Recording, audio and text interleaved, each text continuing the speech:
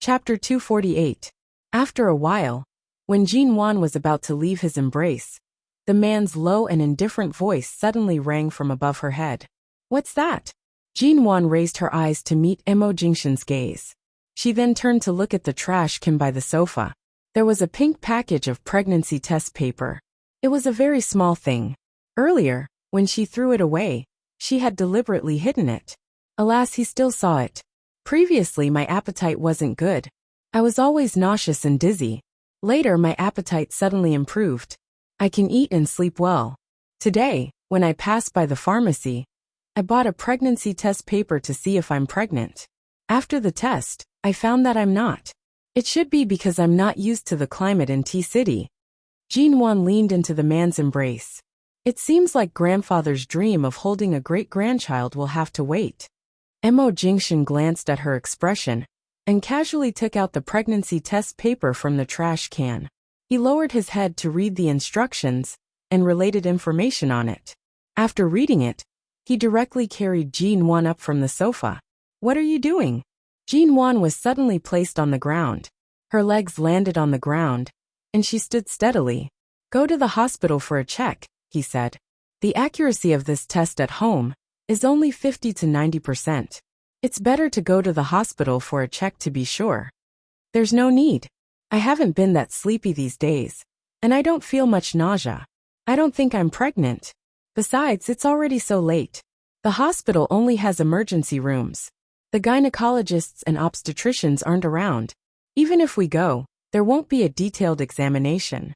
It's already so late, and even the blood test doctor isn't around." Emo Jingshan did not plan to be careless with Jin Wan's pregnancy. She could tell. She smiled and stood on her tiptoes before him.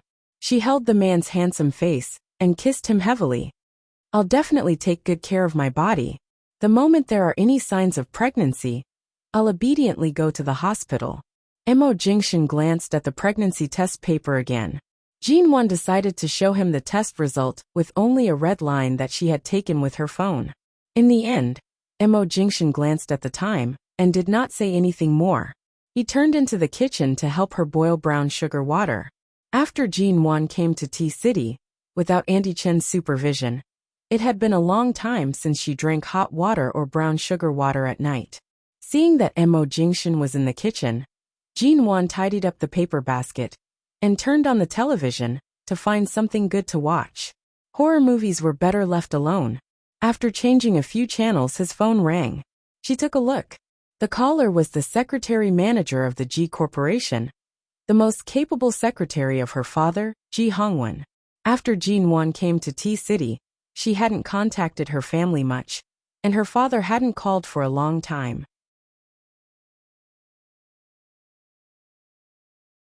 Why would his secretary suddenly call? She picked it up. "Hello." After a few seconds of silence, a familiar voice came from the other side of the phone. It was polite and formal. "Hello, Miss Ji. I'm Secretary Zhao." The other party continued.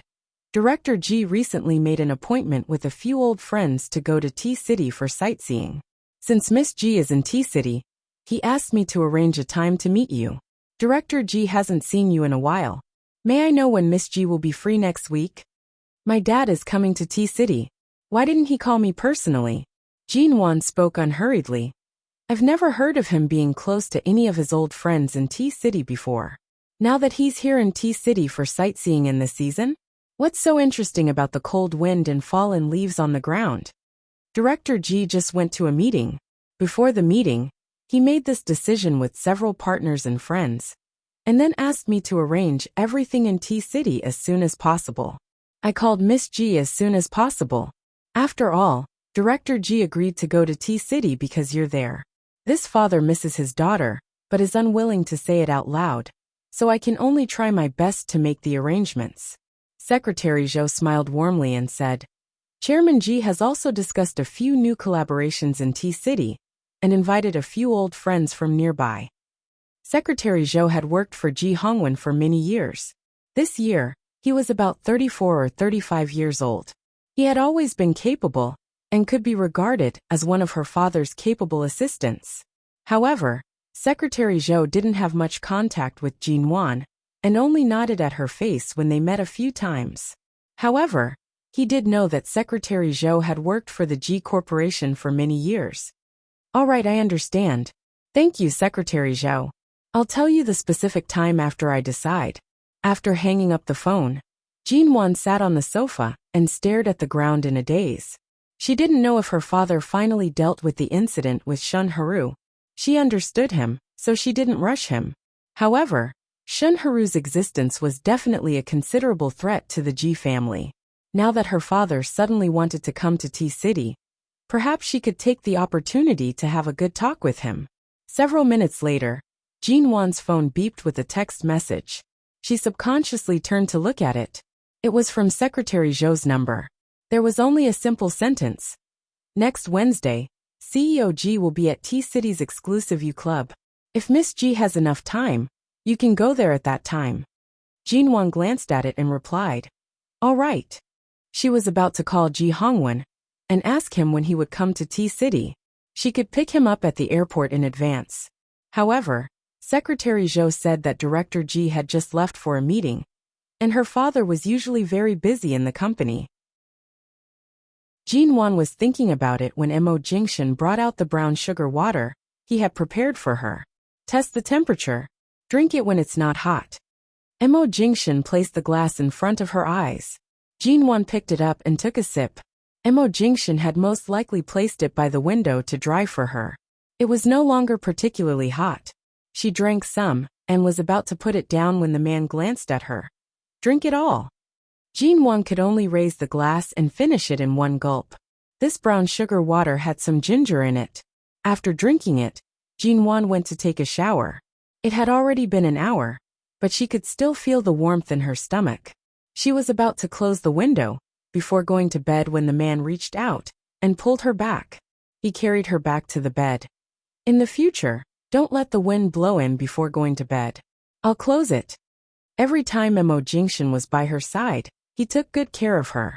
When he laid down, Jinwan leaned against his chest. She played with the man's hand as she said, your brown sugar water skills are even better than Auntie Chen's. Even if you're only self-sufficient during your time in America, you can't possibly know how to do this. You didn't specially learn it, did you?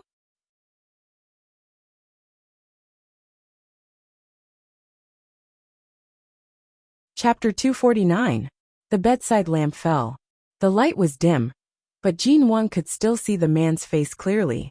She played with his palm, her fingers poking around in his palm. This is the first time I've heard you talk about your mother. What kind of person is she? To be able to live with Director Mo for a lifetime and obtain grandfather's love, she must be a woman with a high EQ, right? Mo Jingshan raised his brows, holding back a smile. Aren't you the one grandfather likes the most?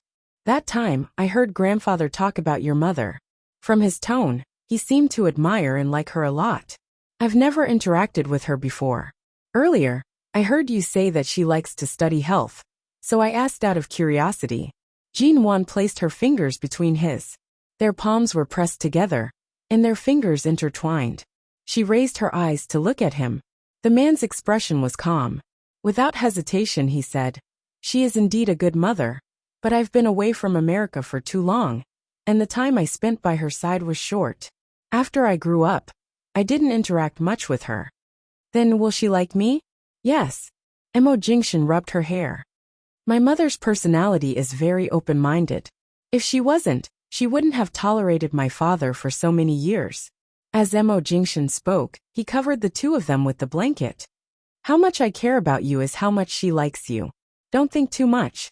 Go to sleep.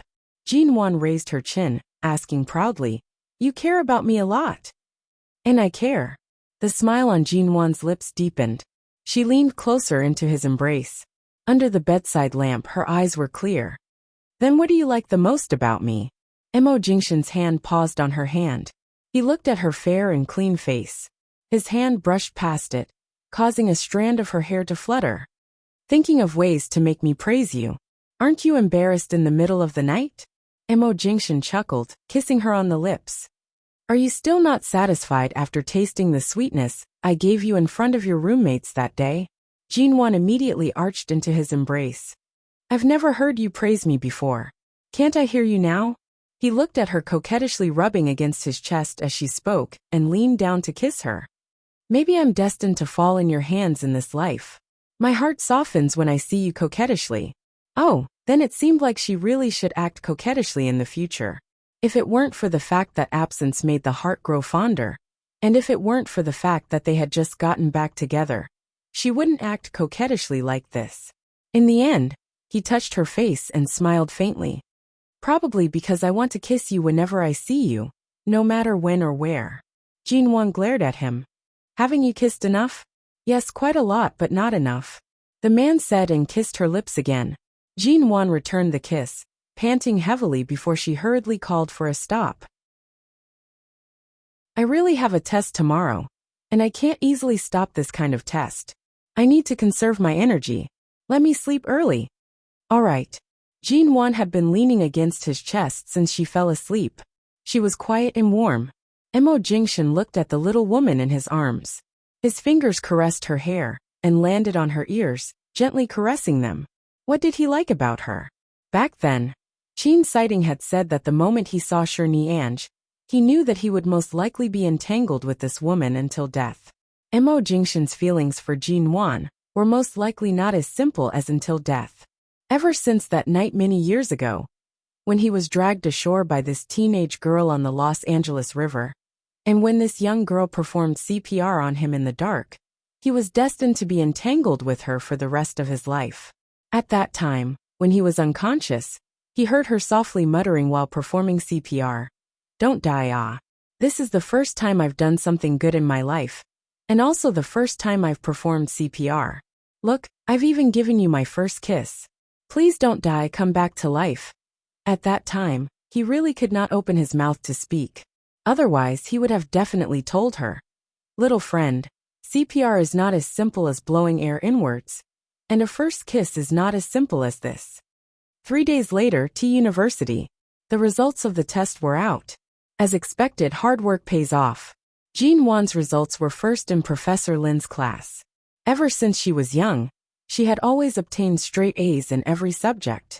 Even though she was not very serious when she was studying in America, she was still blessed by the heavens when it came to absorbing knowledge. As long as she put in a little more effort, she would be able to memorize better than others and comprehend more thoroughly. Thus, things like tests usually did not pose a problem for her. Just as she was about to head to the school building, Ling Feifei suddenly called out to her from behind.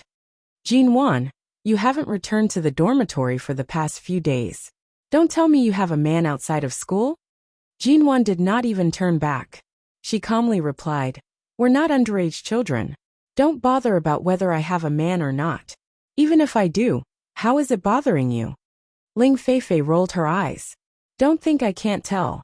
The last time CEO Mo was around, you kept trying to find an opportunity to speak to him. Later on in the restroom, you must have found an opportunity to meet CEO Mo alone. Do you think that just because you're from High City, you can really speak to him? Why don't you take a good look at yourself in the mirror? Do you think you're worthy of him? In this world, it's not easy for the mentally handicapped to survive. You haven't even clearly seen your own nature, yet you've already handed a mirror to someone else. Are you afraid that your own face is too ugly and will scare yourself? Or are you only capable of seeing others? Have you already reached a state of madness where you forget yourself? Ling Feifei, this is an illness. You have to be treated. Jinwan chuckled. She ignored Ling Feifei's choked expression and entered the school building unconcernedly. Ling Feifei stood in the same spot, angrily glaring at Jinwan's back. It was as though she could not wait to use her gaze to pierce a hole through Jinwan's body. She then picked up her phone to look at the message she had just received. Feifei, this morning, I saw the Jinwan who used to stay in your dormitory. She actually alighted from CEO Mo's car. Your roommates. You definitely know the inside story. Hurry and tell me, could it be that Jinwan has hugged onto CEO Mo's thigh? Ling Feifei once again read the message word by word. Finally, she raised her eyes to look at Jinwan's direction, but she had already entered. Jinwan had always maintained her composure.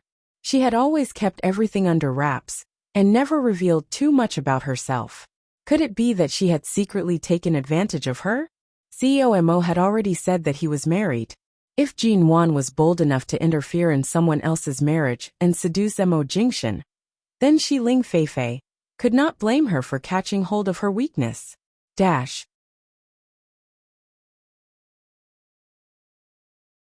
Chapter 250. Wednesday, Jin Wan got out of the taxi and walked to the door of the luxurious Premium U clubhouse. Before she came, she called Ji Hongwen, but he didn't answer. Then she called Secretary Zhou, who said that Chairman Ji's cell phone was in his coat pocket, and he was playing cards and drinking with several old friends. When Jin Wan arrived, she saw that the location of the clubhouse was quite good. Although her father was not a particularly low-key person, he usually chose relatively quiet-themed clubhouses or antique restaurants that looked very grand. This was the first time he chose such a young place. However, there were too many rich people here, and this was one of the largest clubhouses in T-City. If her father wanted to come here to talk about cooperation or to meet old friends, he had no better place to go, so he chose this place. It was not impossible. When Jin Wan arrived, it was already past 7 o'clock in the evening. The clubhouse was not completely lively, and only a few people were walking in.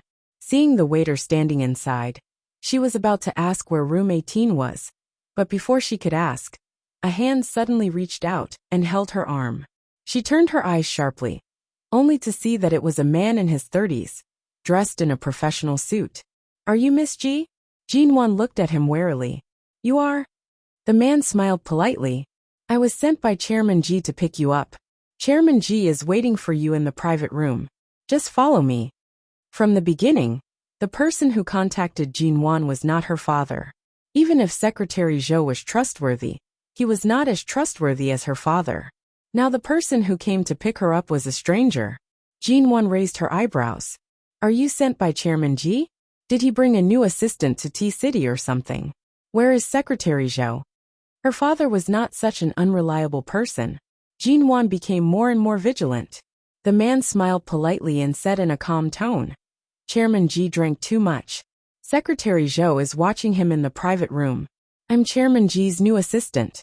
Miss Ji, even if you don't believe me, you should trust Secretary Zhou. She has been in the Ji Corporation for so many years. You can't not trust her. Besides, it's the first time I've met you, and I have no motive to hurt you. Are you worried?" Jin Wan didn't speak and looked at the bathroom not far away. "Okay, I came here in a hurry. Can I go to the bathroom to put on lipstick?" "Do you need to touch up your makeup to see your father?"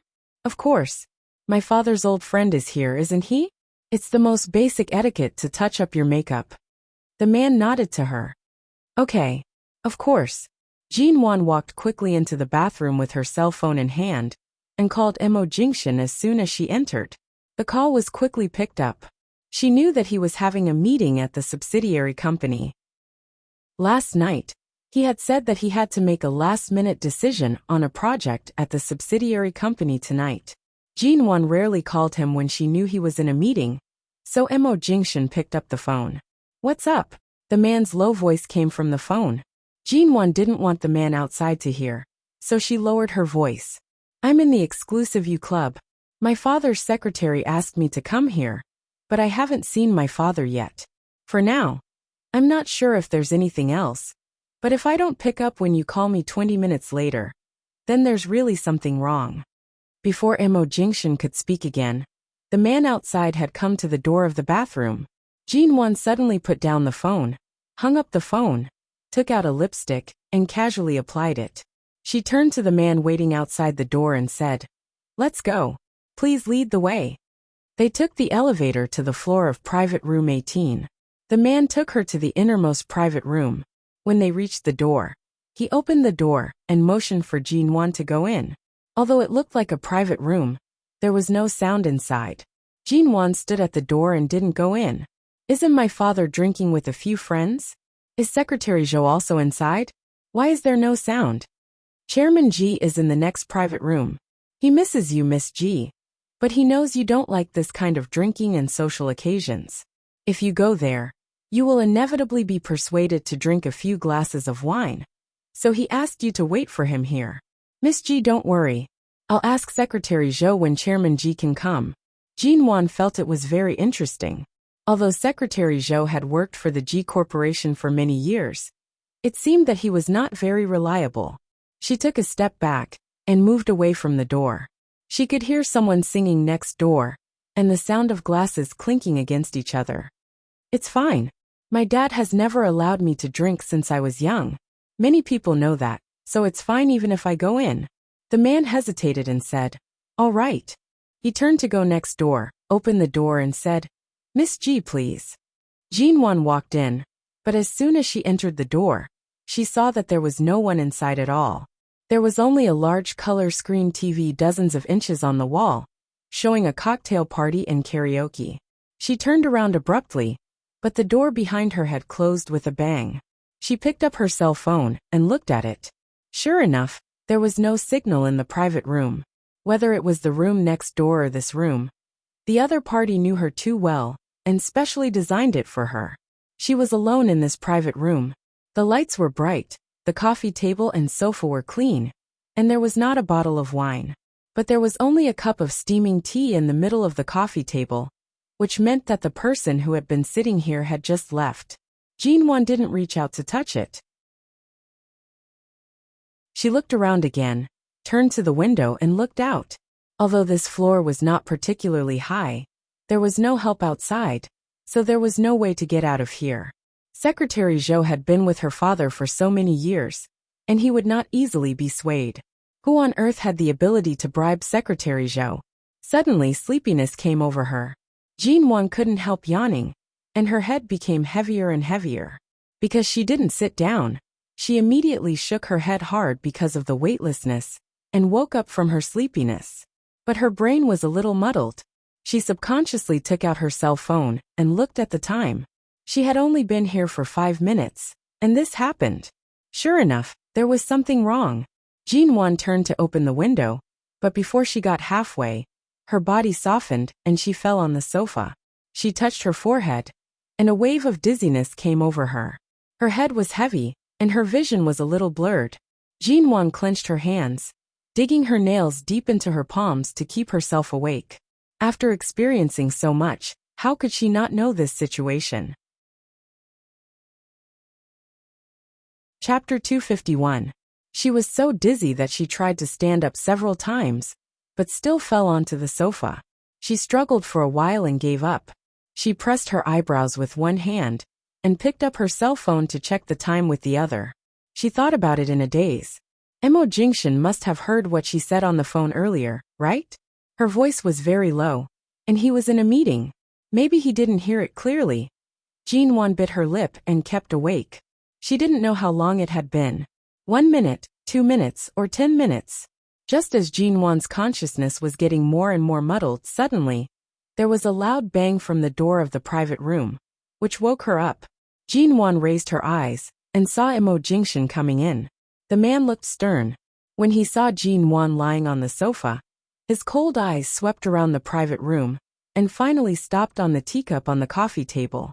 The moment Jinwan saw Mo Jingxian's face, she released a sigh of relief. Feeling the man's approach, it was a familiar and reassuring scent. Her muddled mind instantly cleared up. The man's hand touched her face. After confirming that she was fine, he saw that she was slightly dazed and immediately stood up. Just a few minutes later, the people outside the private room whom Jinwan had never seen before all fell down in front of the door. Jinwan turned to see that Mo Jingxian had opened the window of the private room to let in the wind from outside. She breathed the fresh air outside the window and felt much better. She supported herself to sit up and suddenly heard a text message on her cell phone. Sure enough, there was signal coming in when the door and window were opened. But the text message said that Mo Jingxian had called her 1 minute ago, 2 minutes ago, 3 minutes ago. In this short period of 10 minutes, Mo Jingxian's phone calls did not stop. Jinwan sobered up, saw the people outside the door, and heard Mo Jingxian's cold voice methodically. "I'm not interested in who the person in charge of your club is, but I don't think your boss wants me to know who he is." Then the people who followed Mo Jingxian went to the bathroom on this floor to find a few rags and stuffed the mouths of the people on the ground. At this time, Jinwan's cell phone rang again. When she picked it up, Ji Hongwen's voice was serious as usual. Wan, did you call me before? From his tone, it was obvious that he didn't know what had happened in T-City.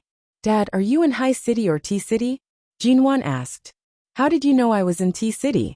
Recently, the company has a business partner from T-City. I came over to take a look, but I was in a hurry and didn't have time to visit you. Who told you about this? Where are you now? I'm at the hotel arranged by my business partner. I can't find the time right now. My business partner's car is already waiting downstairs. If I can squeeze out some time before returning to High City, I'll go to T University to see you. Dad, you go ahead with your work. I'm fine. Are you sure? Girl, you rarely call me. My phone was in my pocket, and I didn't notice when I pressed the mute button. That's why I saw the missed call. Yes, I'm fine. After speaking, without waiting for Ji Hongwen to ask again, Jinwan quickly hung up to prevent him from worrying. The reason why she believed Secretary Zhou's words was that she had texted Ji Hongwen's assistant when she was chatting with Xia Tian over the weekend. She had asked the assistant about Ji Hongwen's recent schedule, and the assistant had confirmed that he indeed had a schedule in T-City. She didn't expect that the person behind the scenes knew everything about the Ji family better than she did, and knew who Jinwan often interacted with and trusted. The Ji Corporation's network had always been simple, and Secretary Zhou's actions had always been reassuring. She suddenly felt a chill on her head.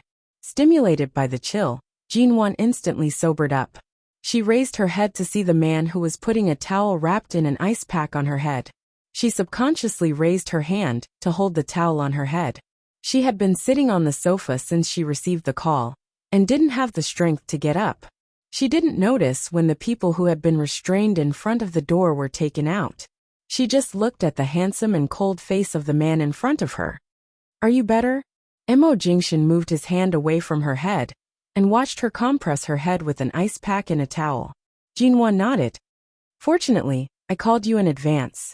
Otherwise, I don't know what would have happened. At this time, there was a noise outside the door. It seemed that the person in charge of the club was called out by Mo Jingshan's men. Mo Jingshan looked at her for a while and touched her head. It's all right. Leave when you're sober. We'll talk about it when we get back. Jinwan responded with an N. Right now, although she did not have much strength in her body, the fresh air in the private room and the chill on her head allowed her to regain a clear mind. Jinwan briefly told him about the call she received from Secretary Zhou and what happened after she came here today. Mo Jingshan looked at her and said flatly, someone can bribe Secretary Zhou and trick you into coming here in the name of your father. Ji-Meng Grand Secretary Zhou, Shunharu, or someone else. I'll find out who it is. Who do you think it is? The sound outside had gone far away. Jinwan couldn't hear how Mo Jingshan's men were going to deal with this club, but she didn't think they would let it go so easily. Mo Jingshan touched her cold forehead again to prevent her from harming her body. He took the towel and ice pack from her hands and threw them on the coffee table. The Ji family is only so big. If it's not the old, then it's the young. Who else could it be? Stay here. When you feel better, wait for me. I'm going to solve the problem of this club. With that, he asked her to sit down on the sofa, took off his suit jacket, and put it on her. He patted her shoulder reassuringly, and then closed the door and went out. The men in black suits were Mo Jingshan's men. They had called up the list of all the private rooms booked here from the person in charge of the club. When they saw Mo Jingshan coming out, they handed the list to him. Not long after, the young girl hiding in a private room not far away was taken out. When she was dragged out, she was still cursing and struggling. When she turned to see the man who was unbuttoning his shirt and pacing towards her, her expression froze. Perhaps because she never wanted to do too much in front of Mo Jingshan, Ji-Meng Gran didn't expect that Mo Jingshan would come in such a short time. The man's cold eyes fell on her face. He clearly didn't look surprised at Ji-Meng Gran, who had just been caught. As soon as her eyes met Mo Jingshan's, Ji-Meng Gran froze. Pressed by the men in black suits in the corridor, it took her more than 10 seconds to come to herself. Brother Jingshan? Ji-Meng Gran's face turned pale. Why are you here? Chapter 252. Mo Jingshan stood there. He had given his suit jacket to Jin Wan, and he only wore a black shirt inside. He stood calmly and indifferently. He only glanced at her coldly, before turning to speak to his subordinates. He did not look at Ji Minggran again. Call the mastermind behind you out. When Mo Jingshan finally looked at her, his tone was cold and indifferent. It was clear that he did not intend to say a single word to her. Ji Minggran was already used to his coldness and arrogance. Now that she was pressed down by his men and couldn't move, she was instantly angered. She glared at him. What mastermind? I've been going against Jin Wan for a long time. What mastermind could I have? Isn't the mastermind me? Isn't that how you guys usually look at me? Ji Minggran's emotions were a little agitated. When she spoke, she was almost roaring. However, the man standing in front of her remained calm and indifferent without the slightest reaction. She instantly felt that she would forever be a dancing clown in front of him. Ji Minggran's embarrassment turned into anger. I just can't stand Jin Wan. I just don't like to see the two of you pretending to be happy together, without any qualms. Since you've caught him, you can do whatever you want with him. She was relying on her identity as Jin Wan's biological sister, and the fact that Ji Hongwen and the Ji family were still around. Mo Jingshan would not lay a hand on her, let alone kill her. Mo Jingshan glanced at her indifferently. To be able to use you as a gun? How long has that person been unable to do anything to Jin Wan? How could he let a smart woman like you stand out to make trouble? Mo Jingshan. Ji Minggran instantly felt as if she had been insulted and said angrily, Do you know how much I like you? Is it wrong that I like you? But you've never been stingy enough to look at me. Since it was a marriage alliance, why did the Ji family and the Mo family choose Jin Wan? Where am I lacking? I can't accept it. So I wanted to use Jin Wan's unwillingness to be with you as an excuse to find an opportunity to get close to you. The person who denied your marriage was Jin Wan. Back then, the one who did not know how to cherish was also Jin Wan. But you've been protecting her all along. Why? Why did you treat her so well from the moment you married her? Why can I only watch from afar? Where am I lacking? Mo Jingshan's smile was cold and clear. You're far from it. You. Ji Minggran bit her lower lip angrily and glanced at the men around her. She opened her mouth and said to the man who was a few meters away from her, Ha, far from it? She is indeed far worse than me. If it was just a marriage between the Ji and Mo families, Jin Wan wouldn't be worthy at all. She's not even my father's blood relative. All of a sudden, the door to the private room behind Mo Jingshan opened. Jin Wan walked out and approached quickly. Pa! There was a loud slap. Even the men in black suits who were used to being calm, all the time turned to look at her.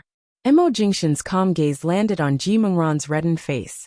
His cold and indifferent gaze did not contain the slightest bit of warmth. Ji Minggran could not believe that she had actually been hit by Jin Wan again. Her eyes widened in disbelief. Ji Minggran's nails, which she had just done half a month ago, dug into her palms. She glared at Jin Wan. Jin Wan, the slap you gave me before. I'll definitely return it to you tenfold, 100-fold. Don't even think about having peace in this lifetime. When had she, Ji Minggran, ever been stepped on like this? Back then at the Ji family, in front of her father, it was fine if Jin Wan dared to hit her. But now, she actually dared to hit her in front of Mo Jingshan. In the past, in front of Mo Jingshan, she would at most be ridiculed.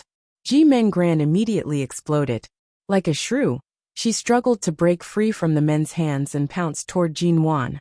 Her stance was clearly even fiercer than when she was at the Ji family in High City. Just as Ji Minggran was struggling too hard and was screaming in pain from being held down by the men, a figure suddenly appeared by the elevator. Seeing the figure approaching, Jin Wan instantly frowned. At the same time, Ji Minggran was pulled back by the person who approached and fell into the man's chest. However, the man did not gently press her down and did not allow her to struggle. At the same time, the man's sharp eyes swept the corridor and did not linger on Jin Wan's face. In the end, because of Mo Jingshan's cold gaze, his eyes were stopped in the air. It was indeed Sheng Yihan. From the moment she saw the cup of tea on the coffee table, Jin Wan had guessed it. Sheng Yihan had been a doctor for many years. He usually did not drink coffee, or drinks with any flavorings. He preferred tea, especially the kind that was not strong and was very light. Meeting Emo Jingshan's gaze, Sheng Yihan's lips curved into a smile. He exerted more strength in his hands and restrained Ji Mingran, who was still desperately pouncing toward Jin Wan. Ji Mingran felt pain. This man almost broke her ribs, but he did not allow her to touch Jin Wan. The stinging pain was unbearable. Her eyes immediately turned red, and she screamed, "Brother Sheng, let go of me. It's not the first time that Jin Wan has hit me. What right does she have? She's just a bastard who doesn't even know who her biological father is. Let go ah." Ji Mingran's wrist was suddenly grabbed. The pain almost made her tears fall. Although Sheng Yihan's action was to hold Ji Mingran in his arms, anyone could see that Ji Mingran was really in pain from his grip. He was indifferent to Ji Mingran's cries and screams in his arms. Instead, he raised his eyelids to look at Emo Jingshan in the light of the corridor. This was a man who looked elegant and indifferent, but in fact almost broke the ribs of the woman in his arms. He looked noble, gentle, and meticulous. His handsome features did not reveal any violent emotions, but Jin Wan felt a chill in her bones just by looking at him. It was just like when she was young. When she was young in the Ji family, he had a smile on his face, but he had forced her step by step. Facing Sheng Yihan's deliberate stare, Emo Jingshan glanced at him mildly and said unhurriedly, "The blade you chose isn't sharp enough. You can only blame yourself for having poor taste. Even if you want to break her on the spot, the result will be the same. It's fine if you spill blood in front of me, but in front of Jin Wan, I advise you to restrain yourself. Don't scare my wife." Ji Mingran immediately looked at Sheng Yihan helplessly. That night, when she was thrown by Jin Wan and Feng Ling in that haunted abandoned area, it was Sheng Yihan's car that stopped in front of her. But now what did his words mean?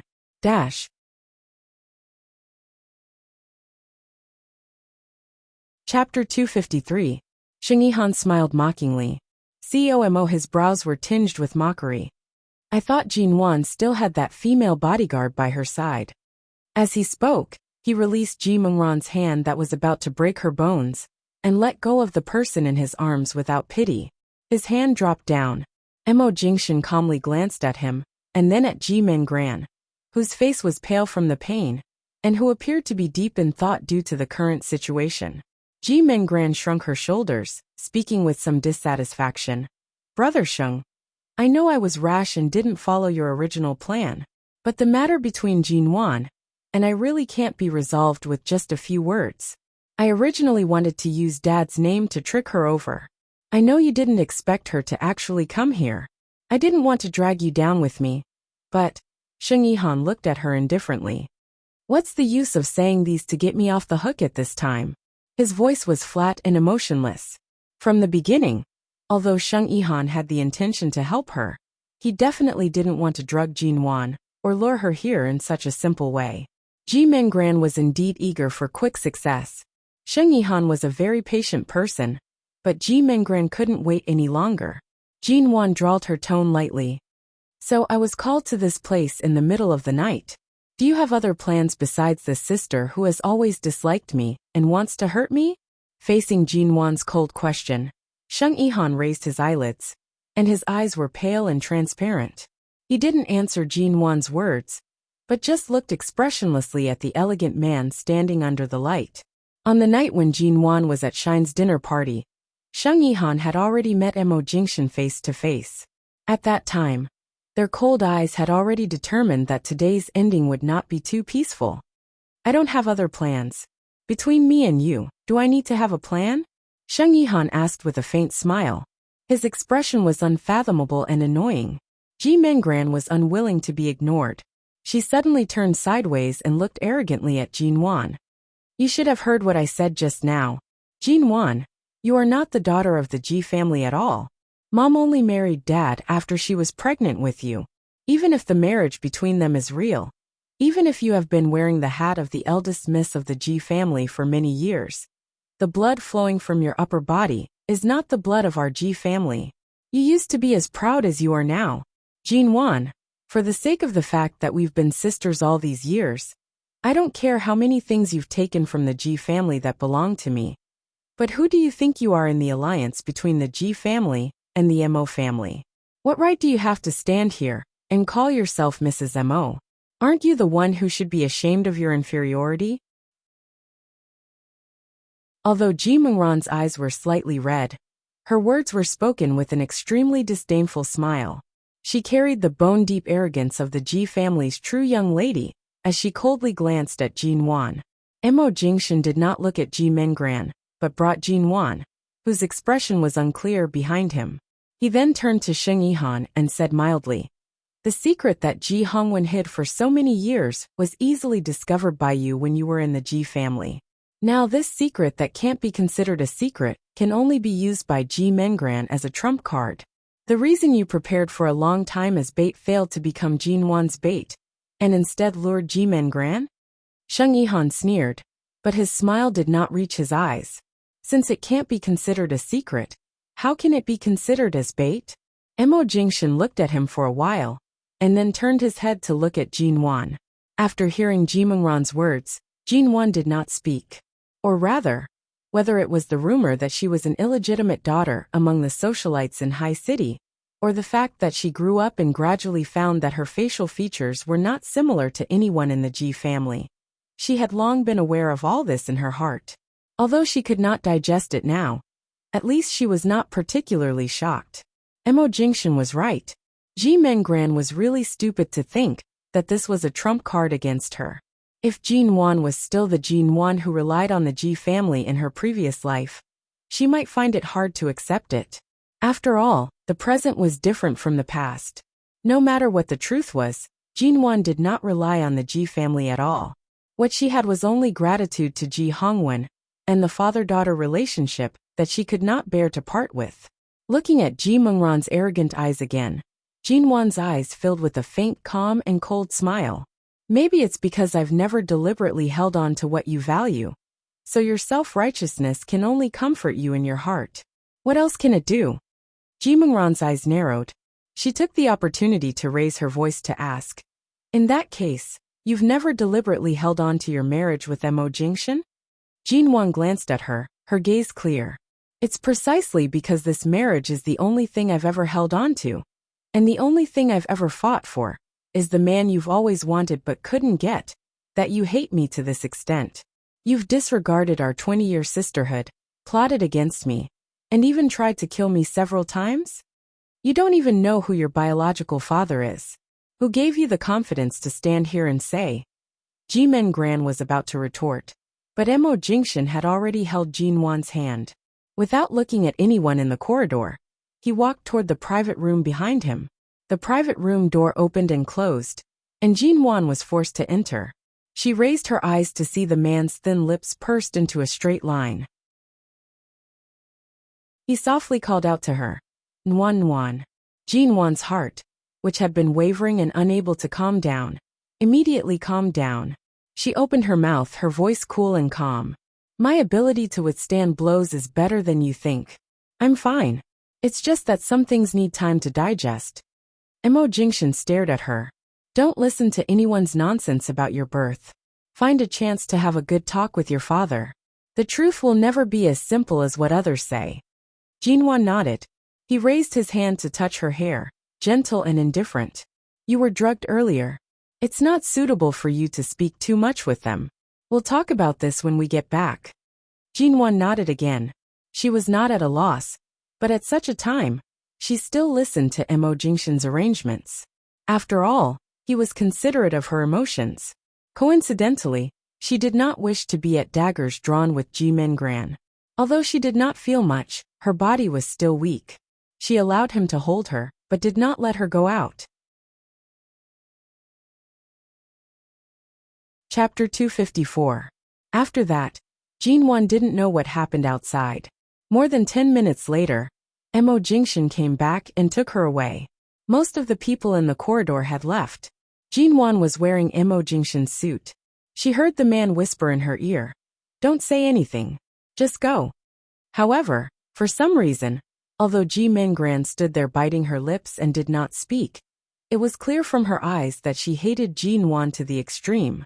In the end, in front of Mo Jingshan, she didn't dare to act rashly. At this moment, she was like a clown, gritting her teeth and glaring at Mo Jingshan. Jinwan brushed past her. The two women seemed to be calm, but the scene was like an oppressive tsunami. As soon as she walked past Ji Mengran, Jinwan suddenly stopped and looked at her flatly. So Mengran, we don't even have a biological sister relationship anymore, do we? Even if what she said was true, that her mother married into the family after she was pregnant with Jinwan, so her biological father was not Ji Hongwen, even if they had the same mother but different father, and were related by blood, even that had been cut in half. When Jinwan said this, there was no expression on her face, but her dark eyes and eyes made people dare not look at her, especially those who were guilty. When did you treat me as your biological sister? Ji Mengran was very guilty, but she still straightened her back. Seeing Jinwan didn't speak, Ji Mengran was about to speak, but suddenly Sheng Yihan gave her a lukewarm look, and she immediately bit her lip. Jinwan curved her lips, smiling expressionlessly. Indeed, you've never treated me as your biological sister. In this world, even the closest people can be separated just like that. Even blood relations can be changed just like that. Then from now on, Mengran, I won't be polite anymore. You. Not understanding what Jinwan meant by her casual words, she was worried that Sheng Yihan would really be angry and refuse to help her after returning to High City, so she didn't dare to go too far in front of him. Ji Mengran stared at Jinwan's back. It was a very light and calm sentence, but it made her feel an inexplicable chill in her heart. Mo Jingshan looked at Jinwan through the light in the corridor. As she walked out, she seemed to let go of something she had been hesitating to grasp. He narrowed his eyes and said coldly to the people behind him, "Send second Miss Ji to Chairman Ji. As outsiders, the Sheng family shouldn't interfere in this kind of family trifles." Mo Jingshan's gaze only lightly swept over Sheng Yihan's smiling face. The corridor was quiet. "No, I'm not going to Dad. I'm going with Brother Sheng." "Shut up," Mo Jingshan said in a low and heavy voice. His cold eyes swept by silently and intimidatingly. Ji Mengran's shoulders shrank. Mo Jingshan's cell phone vibrated. He took it out, took a look at it expressionlessly, and then quickly answered, "What's the matter?" She didn't know what the other end said, but his voice was still flat and emotionless. "I see." After a simple conversation, he hung up the phone. Jinwan had been waiting in the car outside the club.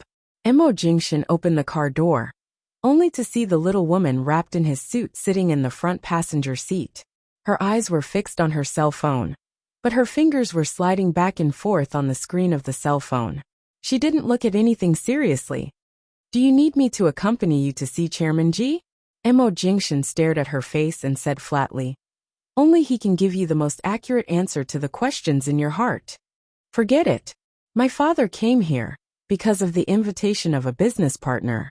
If he can spare time, he will come to see me. He doesn't want to talk about these old things, and I won't force him to talk about them. But no matter what, his feelings for me over these years are real. So what if we are blood relatives? After all, he treats me as his own daughter. If I ask him now, it will only hurt his heart." Jinwan put down the cell phone and did not really call Ji Hongwen. Mo Jingshan's hand fell on her head. "It's good that you're open-minded. These things won't affect your future life. Don't think too much. The truth will come to the surface. I'm here for everything, and?" Jinwan suddenly glanced at him. "Then is the person you want to marry the Ji family's daughter, or?" "It's you." Mo Jingshan interrupted her. "It has nothing to do with your surname." Although she knew he would say this, perhaps women were like this. They would only feel happy when he said it. Therefore, Jinwan immediately grinned, satisfied like a child. On the way back, Jinwan looked at the neon lights passing by outside the car and said, "I was wondering how Ji Mengran could have bribed Secretary Zhou. Even if she could get in touch with Secretary Zhou, she couldn't have bribed this powerful club in T-City. She couldn't have extended her influence to such a big club in T-City. Now it seems that I was right." When Sheng Yihan left the Ji family, he had already set his eyes on the Ji family. When he returned to the Sheng family, the first thing he wanted to do was to swallow the Ji family. Now Ji Mengran must have been seriously brainwashed by him. Even if she was sold by him, she would still happily count the money for him. It's not you who will be sold. The current situation of the Ji family has nothing to do with you. Hearing the man's words, Jinwan subconsciously turned to look at him. Mo Jingshan stared ahead and drove carefully. Because of her gaze, he held the steering wheel with one hand and put down the other to hold her hand. Don't you want to see the Ji family being swallowed by the Sheng family? I don't care about others, but my father has never owed me anything. Since I was a child, although he is a strict father, he has always been a good father. Jinwan didn't say more, but in her heart, she still insisted on the original idea. No matter what happened to the Ji family, she couldn't watch Ji Hongwen get into trouble again. Even if he was not her biological son, the relationship between father and daughter didn't necessarily have to be related by blood. Ji Hongwen was a good father, and that was enough. Besides, there were still a lot of things to ask, so she couldn't make a conclusion so easily. The car stopped at a traffic light intersection. Mo Jingshan took a look at her and said calmly, "All right." Although it was a very simple word, Jinwan instantly felt as if she had taken a dose of tranquilizer. No matter how powerful the Sheng family was now, if Mo Jingshan didn't allow anything to happen to the Ji family, even 10 Sheng families might not be able to swallow the Ji family. Until the car stopped at the gate of a hospital in T-City. Get out of the car. Jinwan was almost asleep in the car. Hearing the man's voice, she raised her eyes and looked out. Why did you bring me to the hospital? The man unfastened his seatbelt and casually answered her question. The pregnancy test you gave last time has expired. Don't you know it? Jinwan immediately sobered up. She sat up straight and looked at the hospital by the roadside in surprise. Has it expired? Chapter 255. Miss G, your so-called body cold syndrome is medically known as uterine deficiency cold, which is also known as uterine cold. This condition will indeed affect the probability of pregnancy, but your condition is not hereditary, and your menstrual period is very accurate. As long as you take care of it properly for a period of time, there will be no problem. Speaking up to this point, the doctor cautiously asked, Miss G, because this symptom of yours is not inherited, I'm very curious as to what caused your body to suffer from such a severe cold. Maybe if we find out the reason, we can cure the disease completely and save more time. How did she suffer from the cold? Jinwan didn't want to mention those things in front of Mo Jingshan, but now he had brought her for examination. Although Mo Jingshan had never asked her about these things, facing the problem of having a baby with him in the future, Jinwan had to admit that she couldn't be careless. She turned to look at the chin of the man beside her, and after a moment of silence she answered, The winter when I was 15 was very cold, and it was even colder in the month before the spring festival. That night, it was about -20 degrees. I was on my period, but because of an unexpected incident, I ran out barefoot in my pajamas and squatted in the snow alone all night. Then I was so cold that I couldn't think clearly. In order to stay awake, I grabbed some snow from the ground and ate it. The doctors in the consulting room looked at her in surprise. Jinwan didn't look at them. Before the doctor asked, the man's eyes had turned to her. Their eyes met, and Jinwan saw the silent emotion in the man's eyes. She knew that sooner or later, he would know what she had hidden for so many years. The doctor asked her to lie down and re-examined her again. When they walked out of the consulting room, Jinwan was still reading the diagnosis. It was not a serious problem, but she would need to drink Chinese medicine for 2 months to adjust. Mo Jingshan took her to the pharmacy to get the Chinese medicine. While waiting for the Chinese medicine to be boiled, he took her to a quiet VIP waiting room where no one would disturb her. When Jinwan sat down, he pulled a chair for her and put aside the coat she had taken off. His low voice was filled with infinite tolerance and concern. Are you cold? Put on the coat. I'll buy a hot drink. Jinwan looked at the man's handsome face and shook her head. I'm not cold or thirsty. Then she paused and said, I told the doctor the truth just now. Why didn't you ask anything? The man's clear voice was indifferent. If you don't want to say it, why should I ask? Those old matters are just like the relationship between you and the Ji family. There's no need to cling to them. They have nothing to do with your future life. Let the things buried deep in your memories rot away. There's no need to pick up the unnecessary vines that need to be cleaned up. Do you know? He smiled faintly. How tight-lipped do you think Ji Mengran will be? Jin Wan. In that case, there were indeed no secrets. Jin Wan supported her chin with one hand and looked at the doctors who were preparing medicine in the pharmacy across the street. She whispered, there are too many embellishments in her words, but you've heard her embellishments, so I really have nothing to hide. So it's all true? Mo Jingshan looked at the little woman sitting there with her chin in her hand. The winter when I was 15 was really cold. I don't want to remember that kind of cold for the rest of my life, Jin Wan said softly. Jin Wan said softly. That year, my father had just brought Shen Haru into the family, and Sheng Yihan followed his mother into the Ji family. Although I was arrogant and didn't get along well with them at home, because my father insisted that Shen Haru and Sheng Yihan stay in the Ji family, as a child, I couldn't say or do anything. At most, I dropped my things for a few days and left it at that. Sheng Yihan is 4 years older than me. When I was 15, I was also ignorant and curious about love. I don't even know when he began to pay attention to me. In his words, it was probably because he had his first awakening of love, and he opened his eyes to me, his stepsister. Jin Wan paused and looked at Mo Jingshan's faintly raised brows. She knew that this was the first time she had analyzed her absurd past, that could not be considered as her first love.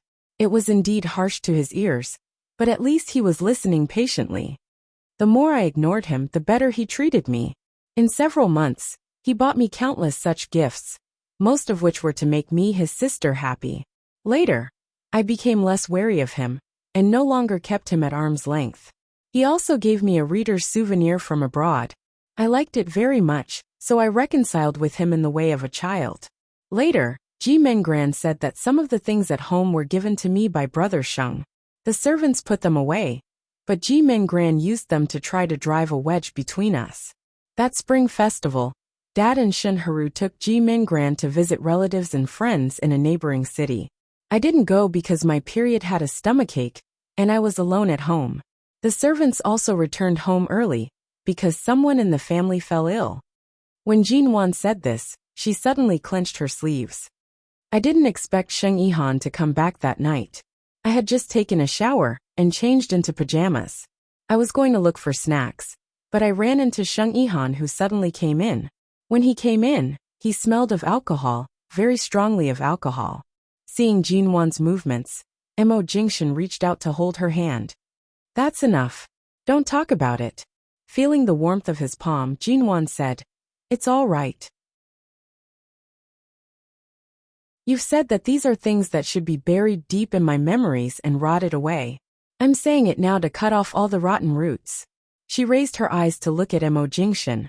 Who would have thought that the seemingly glamorous and enviable Miss Ji was almost raped by her stepmother's son at home, when she was 15 years old?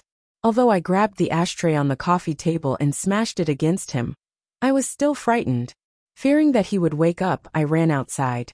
It was very dark at that time, and I didn't dare to run out of the Ji family's yard because I was wearing too little, so I hid barefoot under the old locust tree at the back and hid there all night.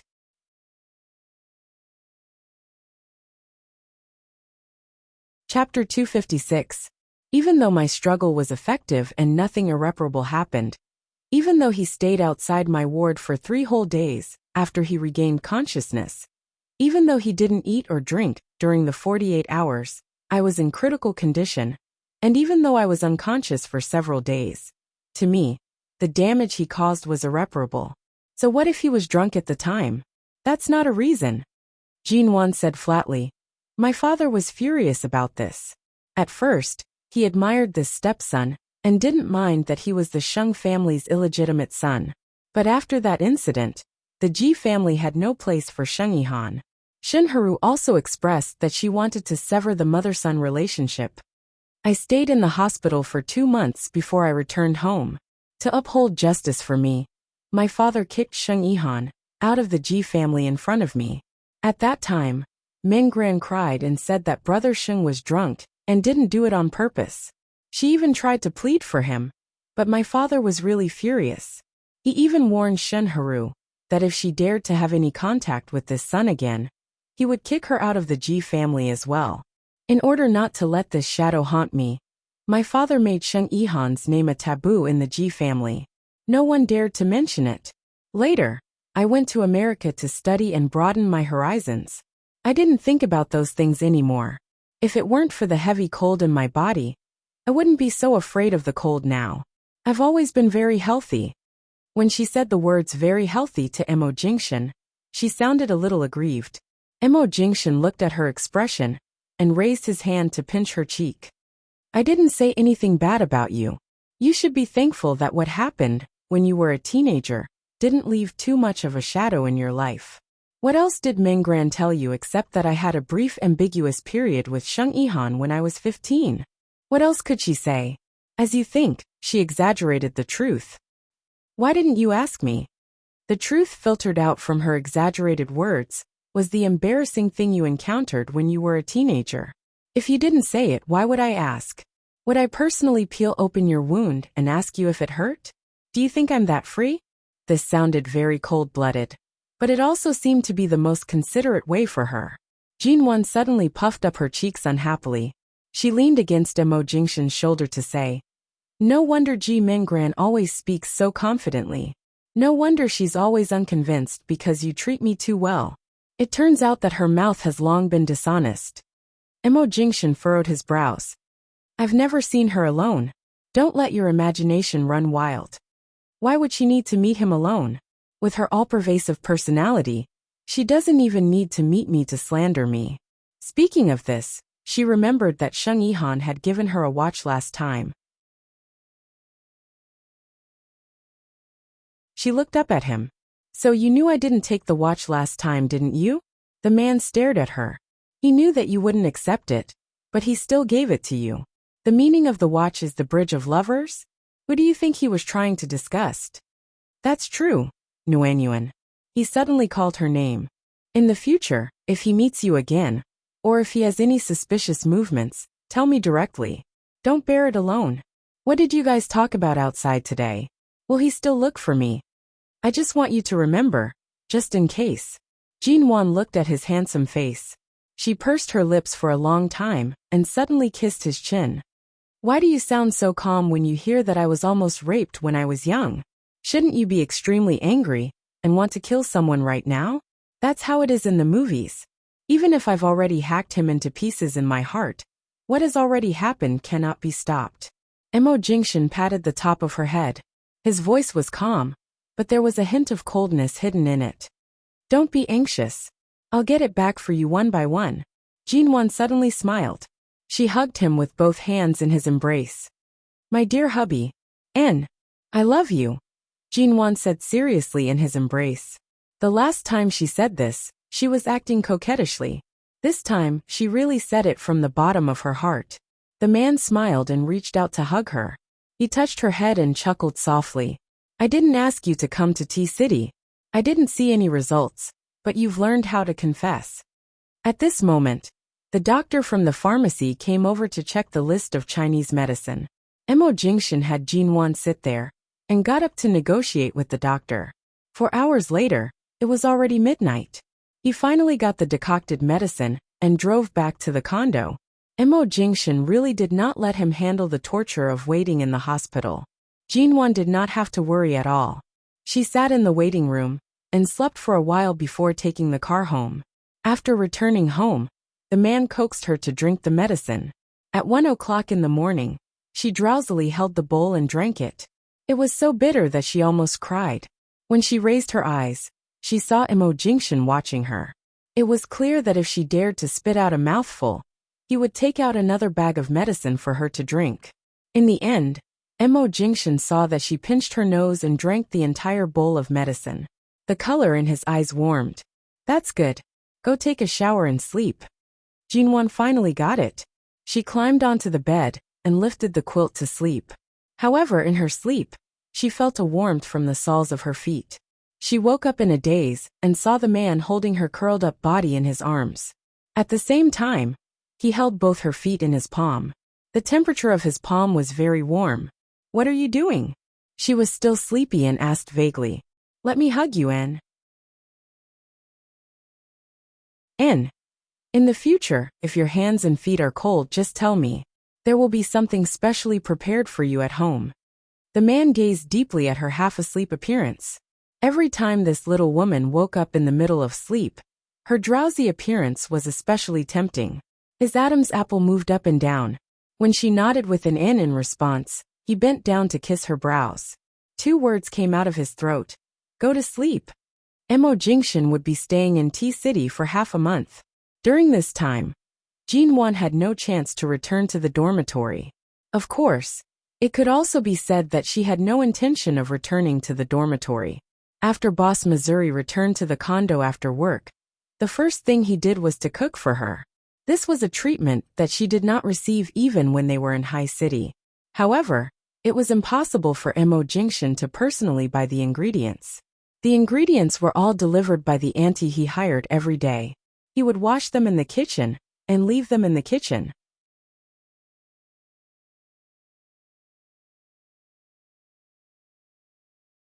Chapter 257. On this side, Jinwan ran back and forth to help Mo Jingshan. Previously, she thought she could keep this man's stomach with her cooking skills. But now she was kept by him. Do you want a plate? Do you still have vegetables to wash? Do you want to cut the ginger for you? What about garlic? Do you want it? She was doing all these chores now, and she had forced herself to do it. Otherwise, Mo Jingshan would basically let her sit on the sofa and watch TV, not allowing her to touch anything. She really felt bad, so she ran over to help him. During the meal, Mo Jingshan glanced at Jinwan, who was enjoying the food with her cheeks puffed up, saying, This weekend, several leaders from T-City's Teaching Tools Bureau have an appointment with the leaders of T University. I've been pushing this dinner away for several days, but I still can't turn it down. Do you want to go with me? School leaders? If I go, won't I be exposed? The school leaders are different from your classmates. After knowing you are Mrs. Mo, they will be tight-lipped. You don't have to worry about this. I'll think about it. You still need to think about it? Your principal has already prepared to bring his daughter, who has just graduated with a master's degree, to this dinner. He has introduced his daughter to me several times. Are you sure you don't want to go? Why are you glaring at me? Mo Jingshan, don't you think you have too many rotten peach blossoms? Which rotten peach blossoms have I seen too many? Jinwan chewed hard in her mouth, realizing that if she hadn't insisted on coming to T University, Mo Jingshan would not have been so close to T University. If he hadn't approached the principal, he wouldn't have been delusional enough to introduce his own daughter to him. But in the end, wasn't it because he was too attractive to women? TSK. She really wished he could be like some religious people who covered their entire body and only revealed a pair of eyes to walk the world. Perhaps then he would attract fewer peach blossoms. If I go, do I have to introduce myself? Do you think I'm a new student? What if the principal sees me and chases me away as a student? If they ask me who I am, what should I say? My wife. Do you have to be so direct? Mo Jingshan glanced at her. What do you think I want to do? You want me to fight 300 rounds with the principal's daughter? Jinwan raised her brows. You think too highly of me. Mo Jingshan chuckled. Your principal only has this intention, but he didn't say it clearly. It's just a meeting. After seeing the situation clearly, he won't force it. It's just an ordinary social event. Mrs. Mo, are you too embarrassed to go? What's there to be embarrassed about? So are you going or not? Jinwan put down the bowl and exhaled. Go. You found a husband yourself. No matter what, you have to keep him in your pocket. You can't give him any chance to cheat. Ahem, I mean we can't give others the chance to dream. The weekend dinner was right after Jinwan's class. During the day, Professor Lin had specially emphasized that he was busy tonight, and that if the students had any questions, they could call him the next day. It was obvious that Professor Lin would be there tonight. Although it was a social event, these people were from the Teaching Tools Bureau and the school leaders, and the way they treated them was very formal. They chose a good hotel for dinner instead of those messy entertainment clubs. Seeing that it was almost time, the principal of T University finally persuaded his daughter to come. The school leaders and the people from the Education Bureau were all looking forward to Imo Jingshan's arrival. Imo Jingshan arrived at the hotel at 7:30 on time. When he pushed the door open and came in, the dozen or so people in the hotel room all looked at him, and then subconsciously glanced at Jin Wan behind him. They didn't expect that CEO Imo not only came today, but also brought another girl. And she was a very beautiful girl. She had long straight black hair, white skin, big eyes, narrow eyelashes, a fair and beautiful oval face, and a well-proportioned figure. She was wearing a casual dress that had no brand logo, but was very stylish. Her long legs were straight, and she was young but not too tender, mature and stunning. When the leaders in the room saw the girl behind Imo Jingshan, they all subconsciously glanced at the principal's daughter, who was sitting at the table, and then at Jin Wan. Jin Wan met everyone's gaze and smiled calmly. She looked around and finally met Professor Lin's eyes. She nodded to him respectfully. "Hello, Professor Lin." Professor Lin's eyelids twitched. He had felt that Jin Wan, this little girl, must have a special relationship with CEO Mo, but he didn't expect that CEO Mo would bring her here today. The school leaders also had a little impression of Jin Wan. They immediately looked at her differently and didn't quite understand what was going on.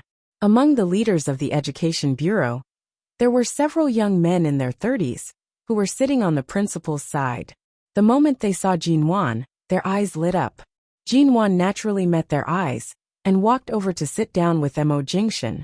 The men in their 30s, seeing that Jin Wan seemed to be Professor Lin's student, subconsciously looked at her and asked cautiously and politely, "CEO Mo, this is?" "My wife, Jin Wan." Imo Jingshan's thin lips curved slightly, introducing her without hesitation. In an instant, everyone at the table was even more surprised. The expressions of the leaders who had an impression of Jin Wan stiffened. "Wife." The principal looked at Jin Wan in disbelief. "When did CEO Mo get married?" "Miss G, if I remember correctly, isn't she the student in our T University's Professor Lin's class? My wife has nothing to do and opened a studio in High City. She thinks that her management skills are not good enough, so she took some time to come to T City to learn business management." Imo Jingshan's clear and indifferent tone seemed to be talking about something that couldn't be more ordinary. But to the others it was not so ordinary. The dignified Mrs. Imo came to T University to study, but she had been low-key and never revealed her identity. She was even the top student in Professor Lin's class. This was really incredible. At this moment, Jin Wan saw the young girl sitting by the principal's side. However, the other party's expression was slightly strange. It seemed like she was undoubtedly the principal's daughter. "Nice to meet you, Principal. Nice to meet you all. I'm really here to study business management at T University. After all, I'm here to study hard, so I didn't specifically introduce myself. Professor Lin and my father are old acquaintances, but he doesn't know much about my marriage. I've never told him about it." Jin Wan spoke gracefully and turned to Professor Lin. "Professor, you won't blame me, right?"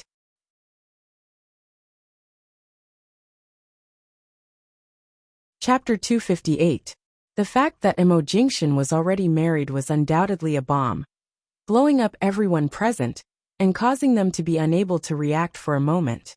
The young girl sitting beside the principal, although her stunned expression when she saw Imo Jingshan earlier was now a little more restrained.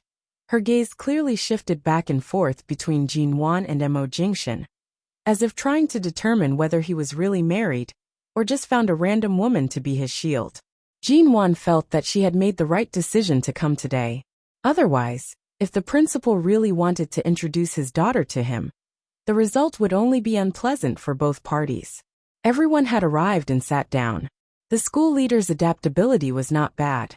After being curious about Jin Wan for a while, they changed the topic. The table was full of people related to the education industry. Most of them were leaders with high positions, and the topics they talked about were basically the same. For example, a school leader poured wine for another school leader and said in a fawning manner, "Director Chen, there are fewer top students in the XX department this year than in previous years. Don't be too strict with the results of this year's exams. Please take care of our unpopular subject. Conversations like this were basically the same, and the topics revolved around T University and T City's education industry. Jinwan listened to their conversation, eating quietly and appreciating the eloquence of these big shots in T City's education industry. The two leaders in their 30s picked up new chopsticks to put food in Jinwan's bowl. After learning that she didn't drink, they eagerly asked the waiter to bring her coconut juice or a glass of lemon water. Jinwan smiled at them and thanked them again and again. Under the table, her fingers were caught and pinched hard. Jinwan felt a little pain and reflexively tried to withdraw her hand, but she couldn't. She turned her head and looked at the man beside her in surprise. Mo Jingshan pinched her fingertips with one hand, raised his arm to pick up the glass kettle by the side, and poured a glass of water for her. As he approached, he asked her in a low voice, "Why are you smiling so beautifully at me? Are you very happy?" "Jinwan, didn't you ask me to come? I can't come here with a long face." In the next second, the man pinched her wrist and exerted some force. "I asked you to sit here and eat, not to sit here and laugh." After all, the two leaders of the Education Bureau were still young. Jinwan smiled at them for a while and almost lost her soul. If they hadn't known that she was CEO Mo's wife, they would have been even more eager to see her. "But I can't be expressionless when I look at others." Mo Jingshan picked up a piece of beef and placed it in her bowl. "Just look at me. If you don't want me to show my face in public, then don't bring me here. You brought me here, but you won't let me see others. I asked you to come. Did I ask you to smile at others?" If it weren't for him, she wouldn't have smiled at these people she had never met before. But now that her identity as Mrs. Mo had been revealed, she couldn't be too cold.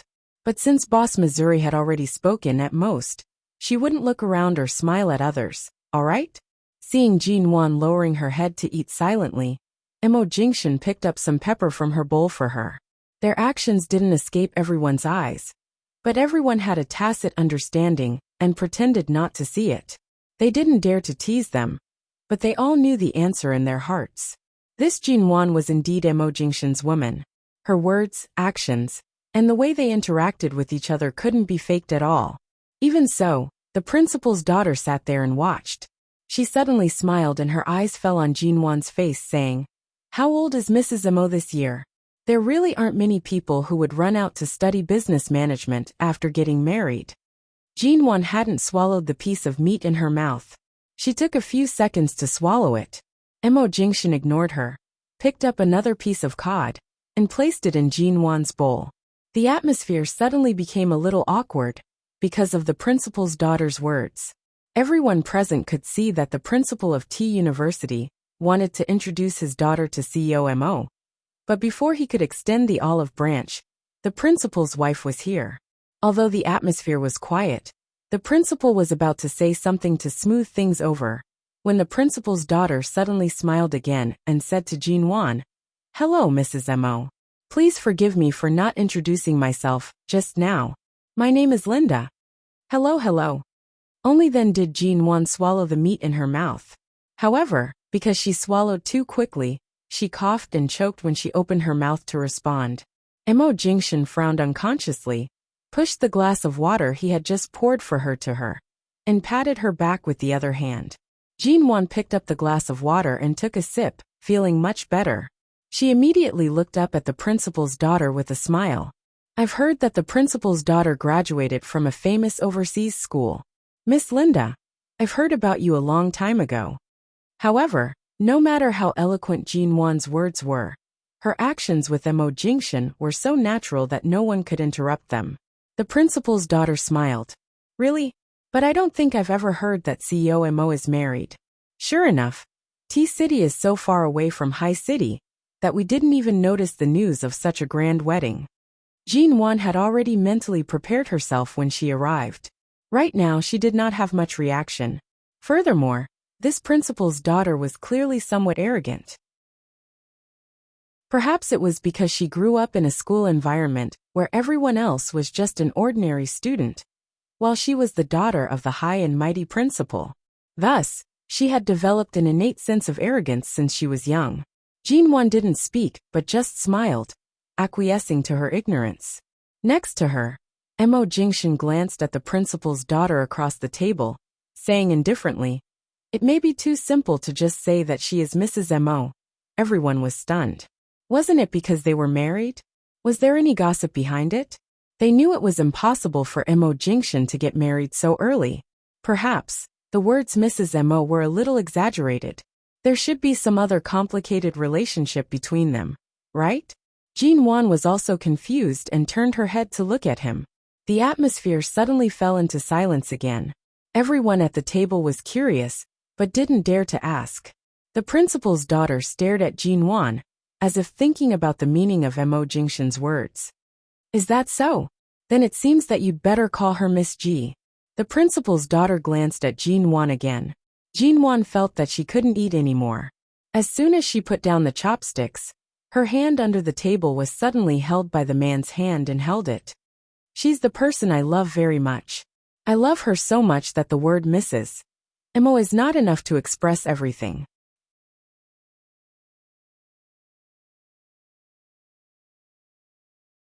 Chapter 259. As soon as Mo Jingshan's voice fell, the whole table fell silent. Almost everyone had varying degrees of surprise on their faces. In the beginning, some people thought that Mo Jingshan's marriage was related to a business marriage.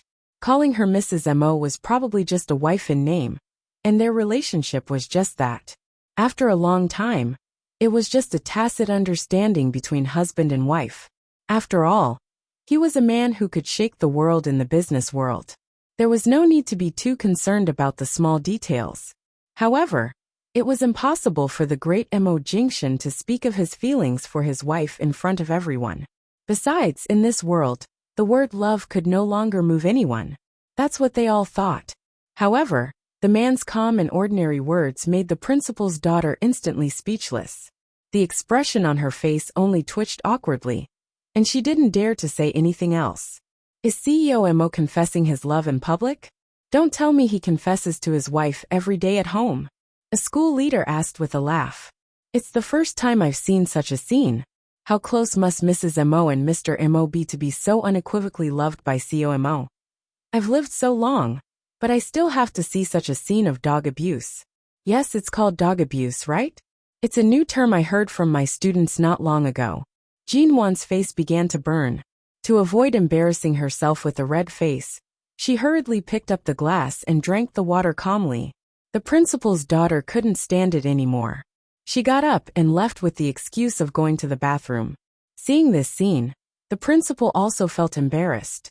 He blamed himself for not investigating Mo Jingshan's marriage before trying to matchmake Mo Jingshan.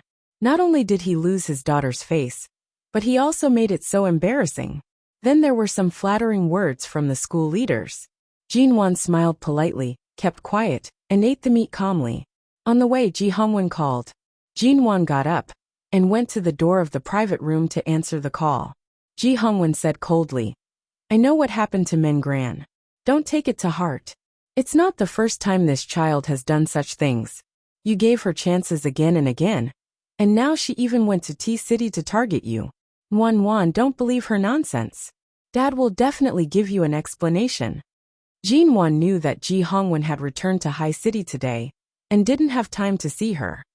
"It's all right. Dad, don't worry too much. I know what to do with Min Gran." Standing outside the private room, Jinwan held her cell phone and said softly, "You've just returned to High City. You better go to bed early. Your health is the most important thing.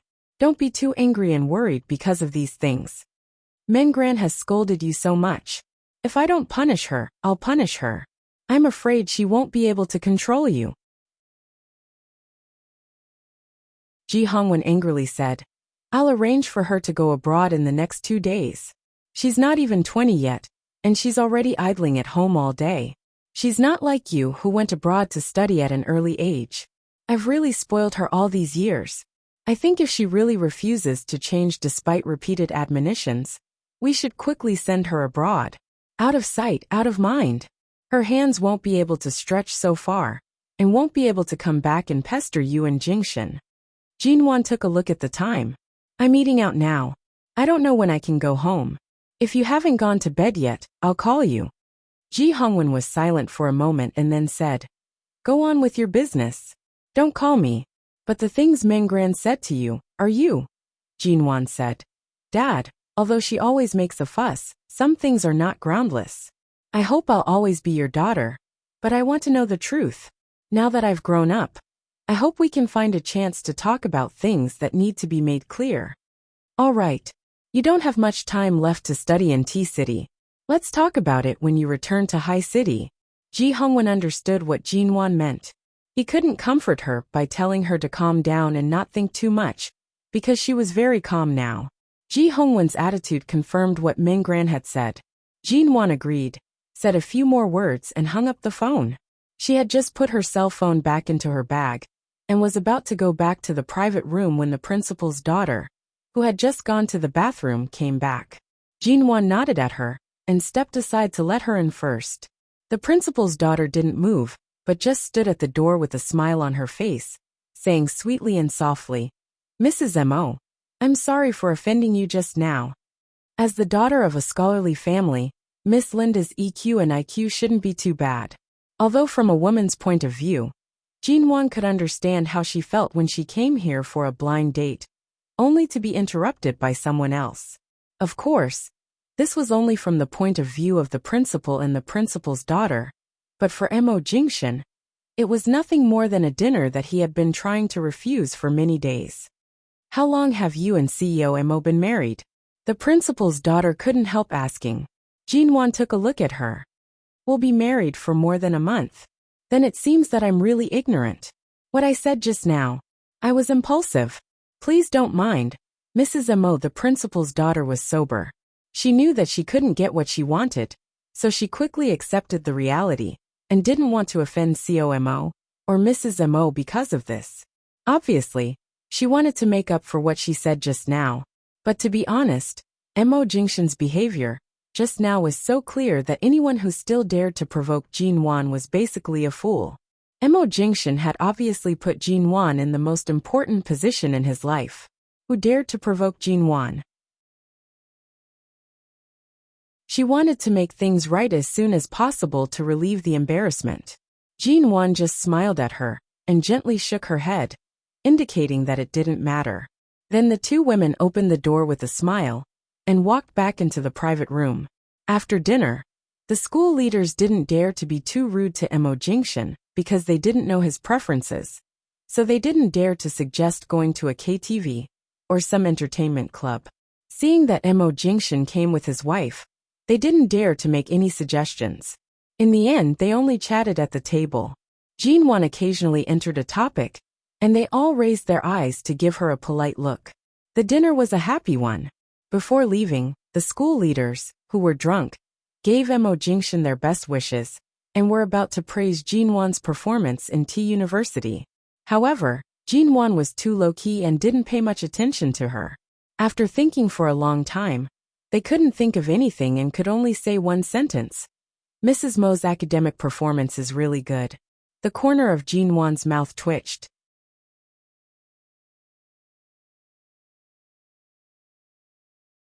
Chapter 260. It wasn't easy for Mo Jingshan to confess to her, and it was in public. Jinwan hid this little bit of joy deep in her heart. She drove home, took a shower, changed her clothes, and sat on the sofa in the living room. They were so lovey-dovey that they inevitably kissed. As they kissed, the man felt that this position was not convenient enough. He simply held the woman's waist, lifted her up, and placed her on his lap. His warm thin lips moved from her lips to her chin, cheeks, and behind her ears. Then he moved down her neck from behind her ears. The man's kiss and breath traveled down from her collarbone, kissing her softness that was gradually perking up. His hand also silently reached under her nightgown. His warm palm held onto a soft ball, and his breathing gradually became heavier. Jinwan was wearing a very ordinary nightgown. It was neither conservative nor sexy. It had to be taken off from the bottom up. Buzz! It was a text message. Jinwan was pressed against the sofa by the man. Hearing this sound, she suddenly remembered that this was the sofa. Before returning to the bedroom, she was actually stripped clean. She immediately opened her eyes. Emo Jingshan paused for only a second. His low voice had been dyed hoarse by the Passion Valley. Don't mind it. Continue. With that, he held her chin and continued to kiss her. Jinwan. Why did Boss Missouri like to do it on the sofa recently? My phone is ringing. I heard it. Let me take a look. It's just a text message. So I took a look. I don't usually have junk messages on my phone.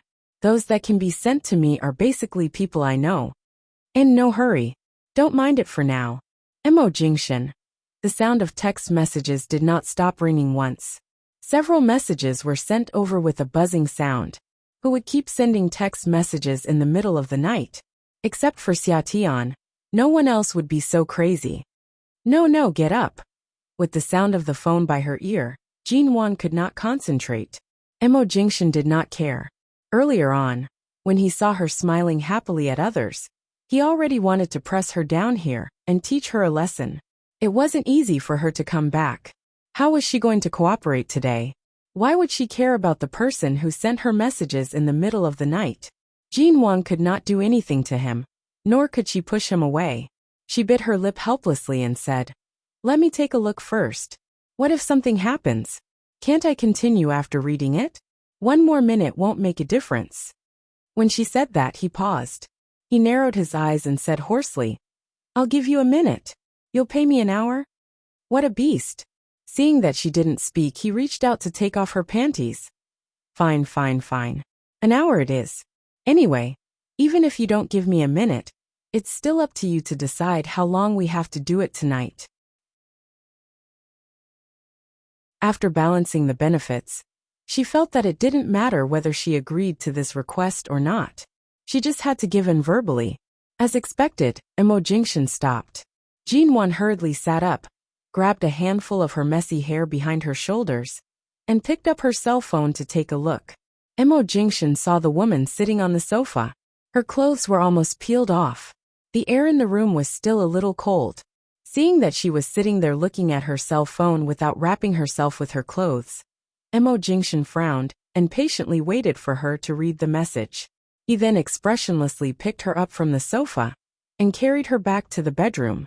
He kicked the door open, put her on the bed, and lifted the quilt to cover her body that had been contaminated by the air.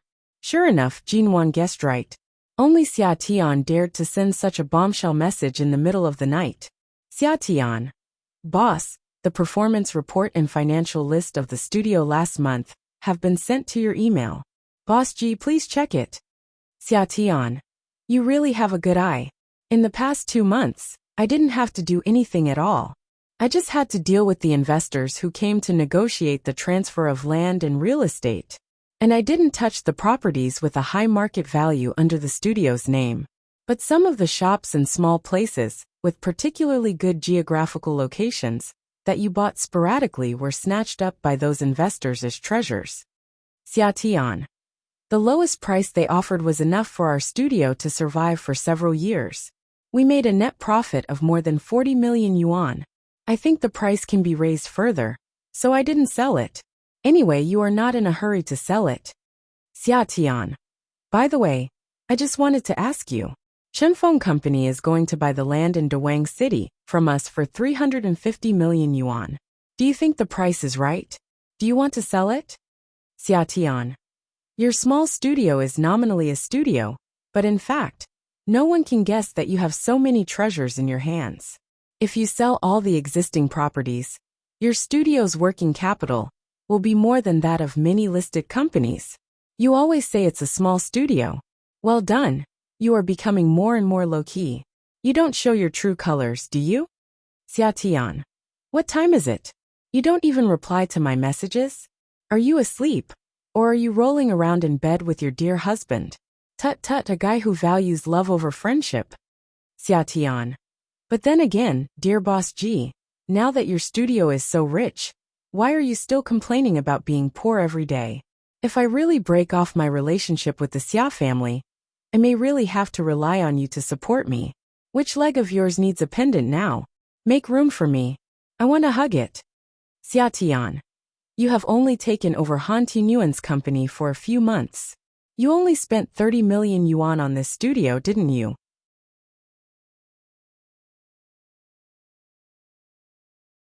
Yesterday, I checked the finance and projects, only to find that in just a few months, the profits have exceeded 10 times. Sure enough, you were right to insist on the road of real estate from the beginning. Then there was a lot of nagging. After reading it, Jinwan directly replied, "One day, you will see the profits increase by 100 times. In the next few years, it will definitely be a good time for the domestic real estate market to rise sharply. But the tree that stands out in the forest will be destroyed by the wind. It's good to keep a low profile. After all, there are so many real estate tycoons in China. If we are suppressed by these tycoons as soon as we start, we will have a hard time in the future." In less than a minute, Xia Tian replied her with a high five emoji. The two of them had a tacit understanding. Most of the time, as long as Jinwan said a few words, they would understand each other's plans without saying anything more. When she put down the cell phone, Jinwan found that Mo Jingshan was not in the bedroom. She grabbed her nightgown and put it on, lifted the quilt, and went into the bathroom. She tied up her home bun hair, turned on the tap, and washed her face with cold water to cool down the crimson color on her face. When she looked in the mirror, she saw a string of light and shallow hickeys left on her neck.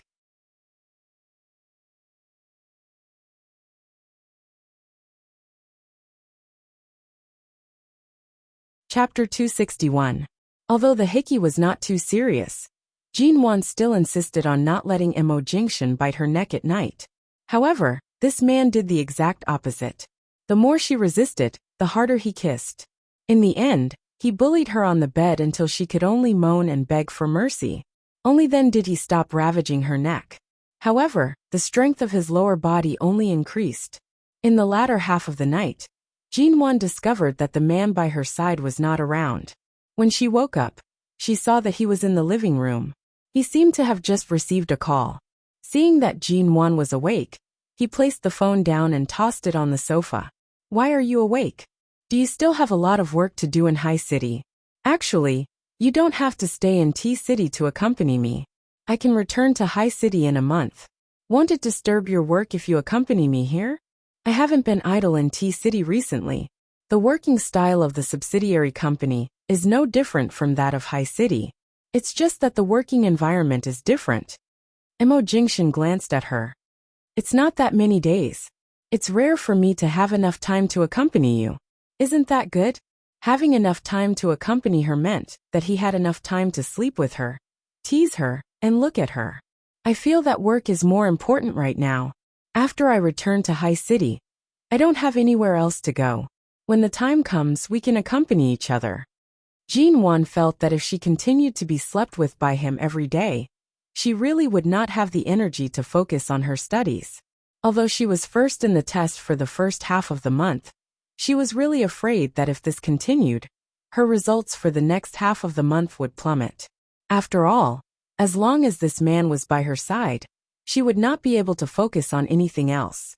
Her entire mind would be teased by him. "We're husband and wife. We can't not spend time alone. If you're worried that you'll be affected because of me, in the future, I won't enter when you're revising in the study." Mo Jingshan smiled faintly. It was clear that he had seen through her thoughts. "Agreeing to let you study here is already my biggest concession. I'll make time to accompany you. Don't tell me you still want to live apart from me?" Jinwan glared at him with sleepy eyes, speechless. "If you have to keep your distance from me so that you can study in peace." The man had already walked over and led her back to the bedroom. He carried her back to the bed and placed his palm on her heart. His tone was meaningful. "That means you can't control your heart. You can't calm down when you see me. Can you blame me for that?" Jinwan. Was it because she had suddenly woken up in the middle of the night, so her mind was still a little muddled? How did he manage to convince her with just a few words? Mo Jingshan saw that she wanted to defend herself, but felt that he was right. He held her face with a dark gaze and gave her a lingering kiss. "You don't want to sleep anymore? I let you go early because I heard you begging for mercy. If you don't want to sleep, I don't mind continuing to enjoy myself until I'm satisfied." When the kiss ended, Jinwan's eyes immediately became misty. She tried hard to control her breathing. She couldn't help but press her legs together to prevent his hand from entering her. In Mo Jingshan's eyes, it was as though a fire had been thrown into his already dark eyes. You did it on purpose. He bit her lips hoarsely. Earlier, I realized you weren't here and suddenly woke up. I'm still sleepy. Jinwan turned her face away and leaned into his embrace. Tonight, he only wanted to do it once before letting her go. However, back then he had used a lot of force. Even though she had showered and slept, she still felt that her body was extremely sensitive in his embrace. Could it be that in the past, it had been too long? Now that he had let her go this time, she suddenly felt uncomfortable? She had actually become this sensitive after just a few words. Mo Jingshan's dark gaze landed on her face. His dark eyes carried a hint of suppressed laughter as he patted her back. Seeing that Jinwan was really curled up in his embrace, he did not force her to continue. He rubbed her head, indicating for her to sleep peacefully. 2 days later, Jinwan received a call from Auntie Qin. Auntie Qin was the Ji family's helper. She had watched Jinwan and Ji Menggran grow up. Eldest Miss, Director Ji wants to send second Miss overseas. He has even booked the school and plane tickets. For the past 2 days, he has locked second Miss up at home, and has even sent bodyguards to keep a close eye on her. Second Miss hasn't eaten for 2 to 3 days, but Director Ji still insists on sending her overseas. He won't allow her to stay in Haicheng. He won't allow anyone to plead for her. Your relationship with Second Miss is the best. Director Ji usually listens to your suggestions. Hurry and plead for her. Auntie Qin's voice came from the phone. Her heart ached and she was anxious. In the Ji family, perhaps only Auntie Qin did not know what stage Jinwan and Ji Mengran's relationship had reached. She had personally watched the 2 children grow up. Right now, they were no longer as close as they were when they were young. The entanglement between them was not something that could be explained with just a few words. Perhaps it would not be bad for Auntie Qin to keep this beautiful relationship in her heart. Jinwan did not speak clearly. She only said, I'll call my father to understand the situation. That's right, Auntie Qin. I have something to ask you. What is it, eldest miss? More than 20 years ago, when my mother married into the Ji family, you were already working for the Ji family, right? That's right.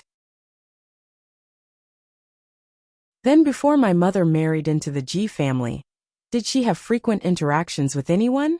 For example, a man, or someone close to her?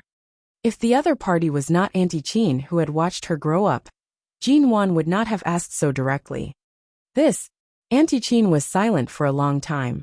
Jinwan could sense that she was startled by this question. After a while, she finally answered, Eldest miss, I don't know about this, nor have I heard of it.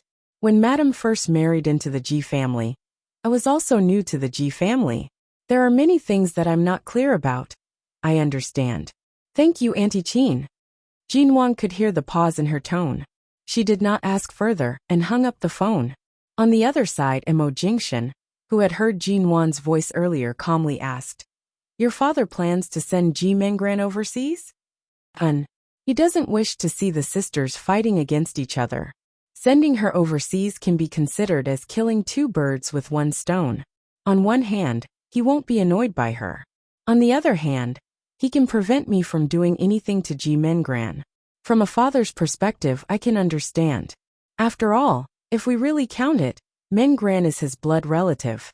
To be able to do this, he is already very considerate of my feelings. Who says you can't touch her while she's overseas? If you want to touch her, you can do so at any time, Mo Jingshan calmly said.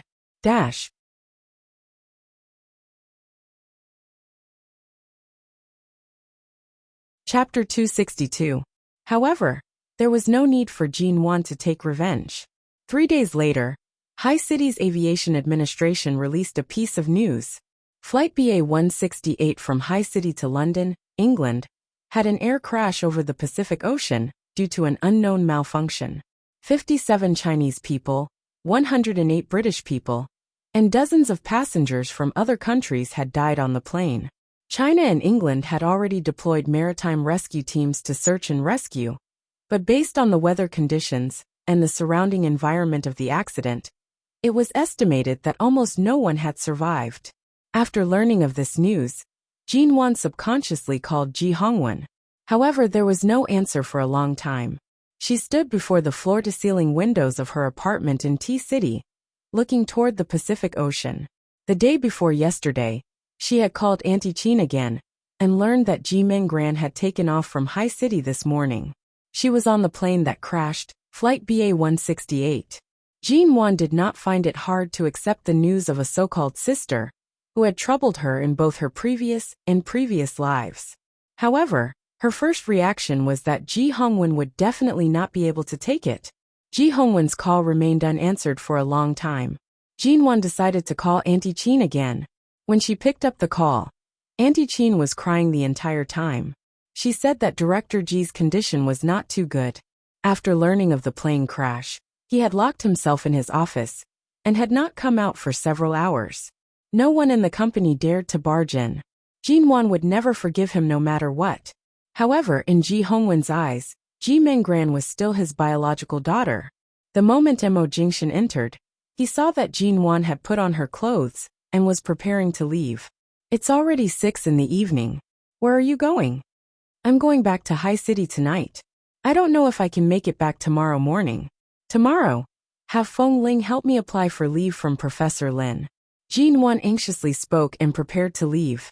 Mo Jingshan glanced at her and reached out to hold her wrist, bringing her back. At the same time, he placed her bag down.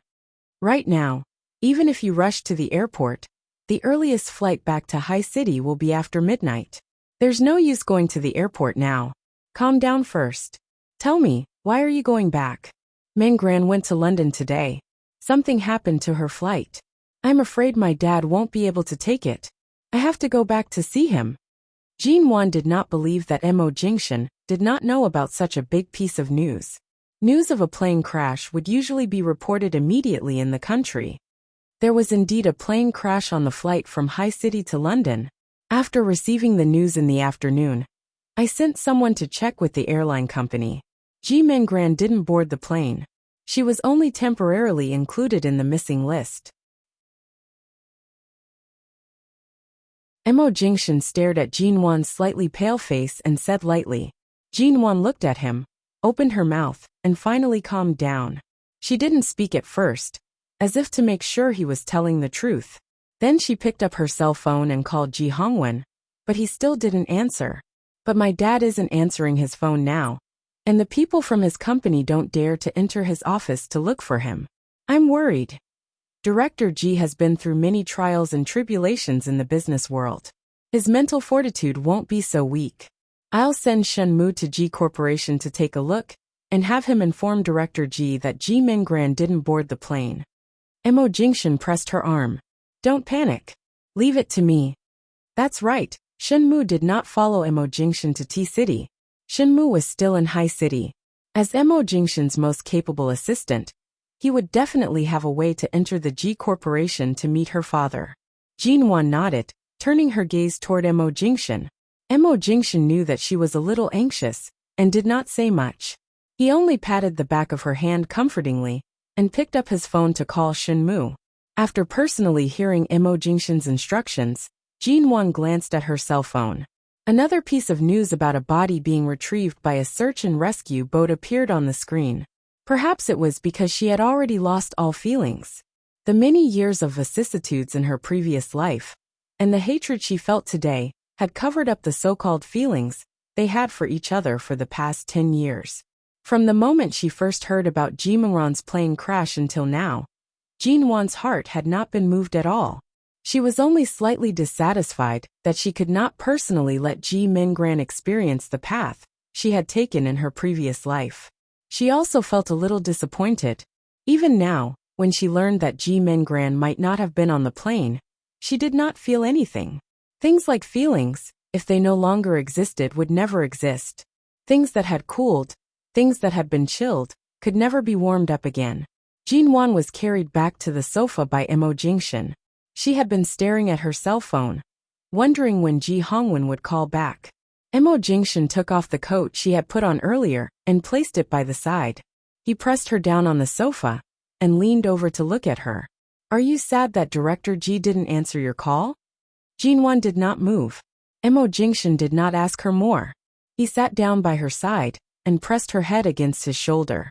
Jinwan closed her eyes and was quiet for a long time before saying, "Regardless of whether something really happened to Mengran or not, I feel that after this incident, my father will instinctively start to avoid me." Emo Jingshan's hand paused on her head. He caressed it and lowered his head to kiss her forehead. "Wan." His voice was low and carried a hint of pity and understanding.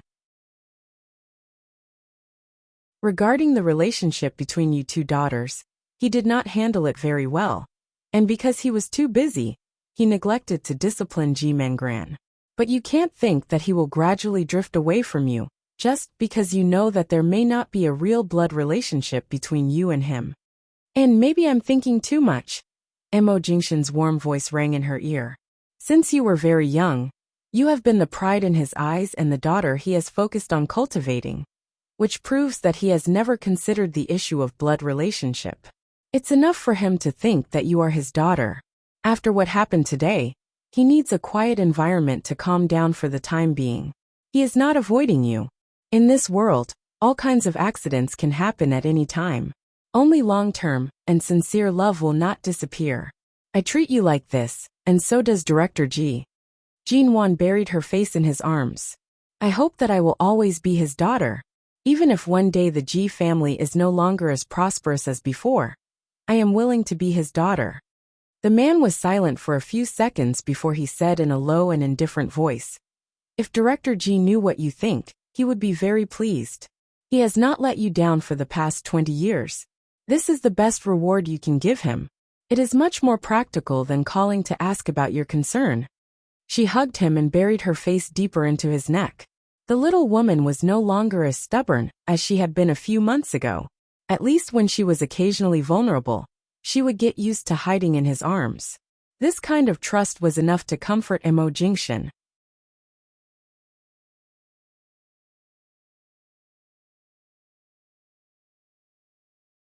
Chapter 263. Jinwan wrapped her arms tightly around Emo Jingshan's neck, softly saying, "Life is truly too unpredictable. It's so unpredictable that if you don't grab hold of something today, you'll completely miss it and lose it tomorrow." The man pinched her face. "At least you won't lose me." Jinwan did not speak. There were many unexpected laws in this world. She was afraid of those laws that were always contrary to one's thinking, and always went against everything one hoped for in one's heart. It was not that Emo Jingshan could not tell that after Jinwan learned about her parentage, although she appeared calm and unaffected, there were still some things in her heart that she could not get over. "Trust me, no matter how unpredictable life is, I'll always be here." Jinwan nodded, burying her face deeper into his neck. Emo Jingshan directly lowered his head, returning a deep kiss. T-University. During class, Jinwan went to the bathroom. Mo Jingshan had been in T-City for more than half a month, and most of his work had entered the final stages. In a day or two, he would be returning to High City.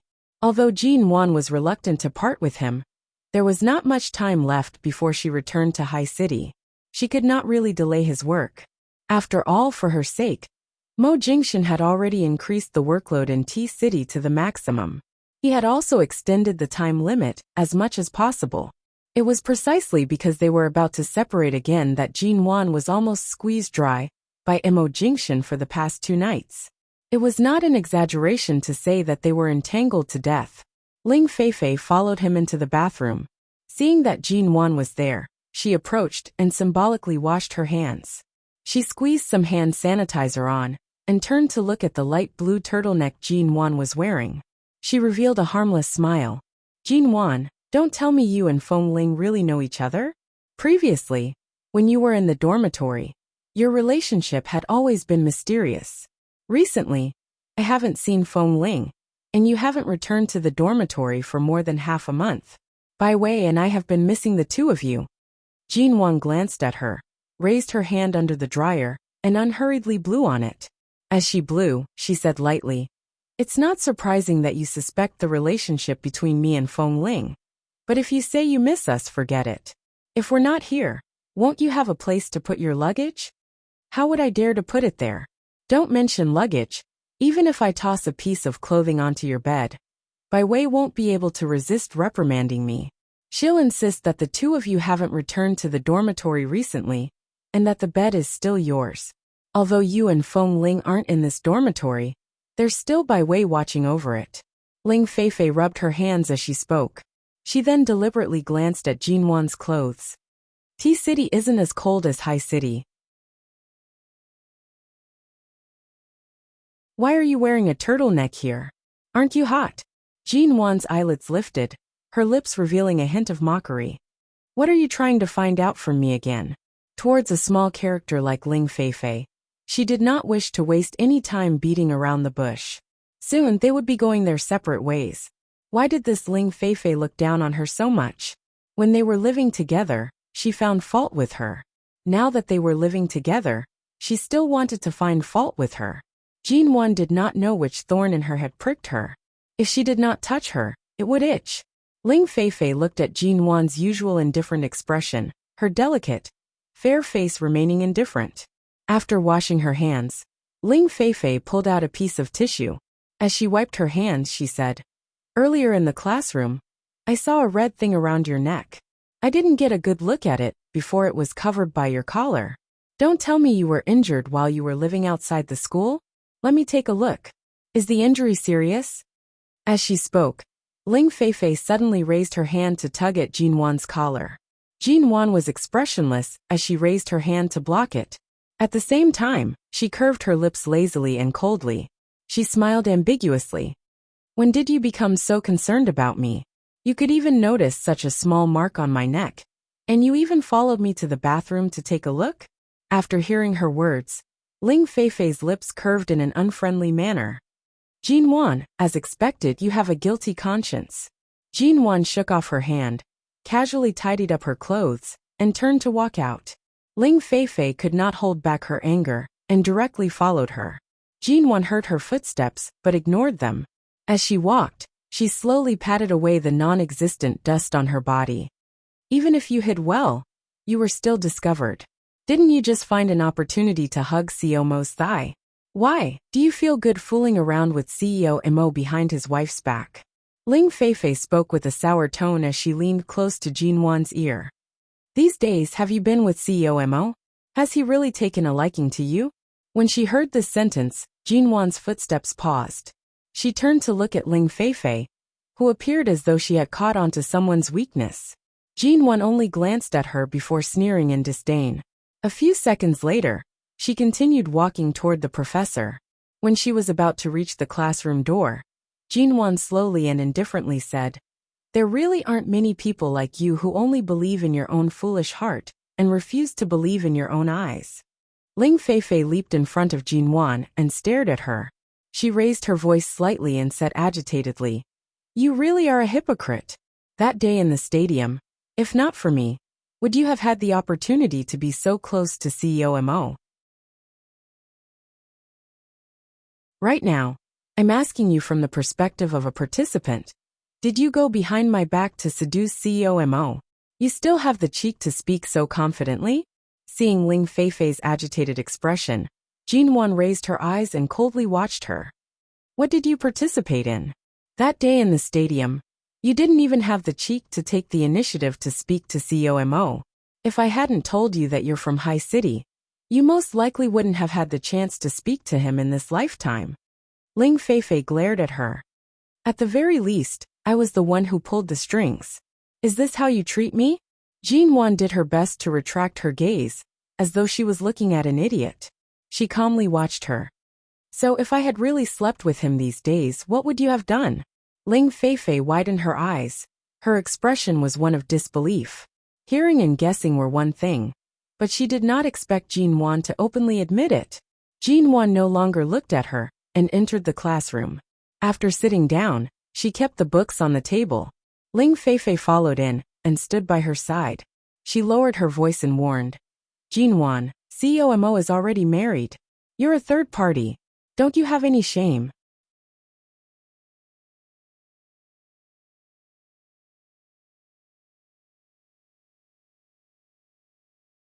Chapter 264. The moment her true thoughts were exposed, She was slightly embarrassed. Ling Feifei saw Jin Wan's unafraid expression and could only conclude the following points. Pleased, arrogant, and smug, as though she had someone supporting her from behind. Right now, who else could be supporting Jin Wan? Wasn't it Mo Jingxian? Jin Wan did not look at Ling Feifei's expression. She picked up the thermos flask on the table and opened the lid. Through the steam rising from the flask, she quietly watched Professor Lin, who had walked in due to the bell ringing. Ling Feifei finally returned to her seat. However, her gaze occasionally shifted to Jin Wan's high-collared shirt. Even if Jin Wan's shirt was very high, under her careful observation, she could still see the vague kiss marks that would occasionally appear when Jin Wan turned her head. CEO Mo appeared to be cold, low-profile, and not particularly approachable. Would he be so intense? At night, Jin Wan did not agree to go shopping with Bai Wei. After class, she left T University and saw that Feng Ling had parked the car outside. It had been a few days since she saw Feng Ling, but it was as though nothing had happened. Her hair had been cut a little shorter, and she was still dressed in black. She stood by the car in an agile manner. Jin Wan said that she wanted to go to the mall to buy some things. Feng Ling accompanied her and did not say a single word. It was as though she had returned to the state she was in when she first arrived by Jin Wan's side. Since Feng Ling was avoiding the topic, Jin Wan would not purposely tear open her wound and ask about it. She did not say much and only occasionally asked if the things she bought were nice and waited for Feng Ling's evaluation. She did not mention anything else. At 6 o'clock, Feng Ling sent Jin Wan to the restaurant below Mo Jingxian's branch company. When she arrived, Mo Jingxian was already sitting there. From the looks of it, he had been waiting for a long time. She did not know if he had heard or sensed her movements, but before she walked over, he had already looked over. Their eyes met. Jin Wan saw that the man's ink-black eyes seemed to be brimming with smiles. He then stood up. She walked over, and he happened to pull out a chair for her. He then placed her coat and bag by the side. His low voice was filled with a doting smile. Didn't I ask you to come over at 5:30? Why are you so late? Feng Ling has rested for a while. It seems like her work efficiency needs to be improved after returning to work. Jin Wan raised her head to look at the man's handsome chin. Earlier, I went shopping with Feng Ling. I saw a few nice clothes and tried them on. The new clothes are in the car. I didn't buy it. After trying a few, I felt that the style was not much different from what I usually wear, so I didn't buy it. Jin Wan calmly sat down and received the menu from the waiter. She glanced through it and said, "You've been in T-City for so many days, and you've been cooking at home almost every day. It's fine to occasionally eat from restaurants outside, but I still prefer the food you make." After ordering, Jin Wan took a sip of her hot drink.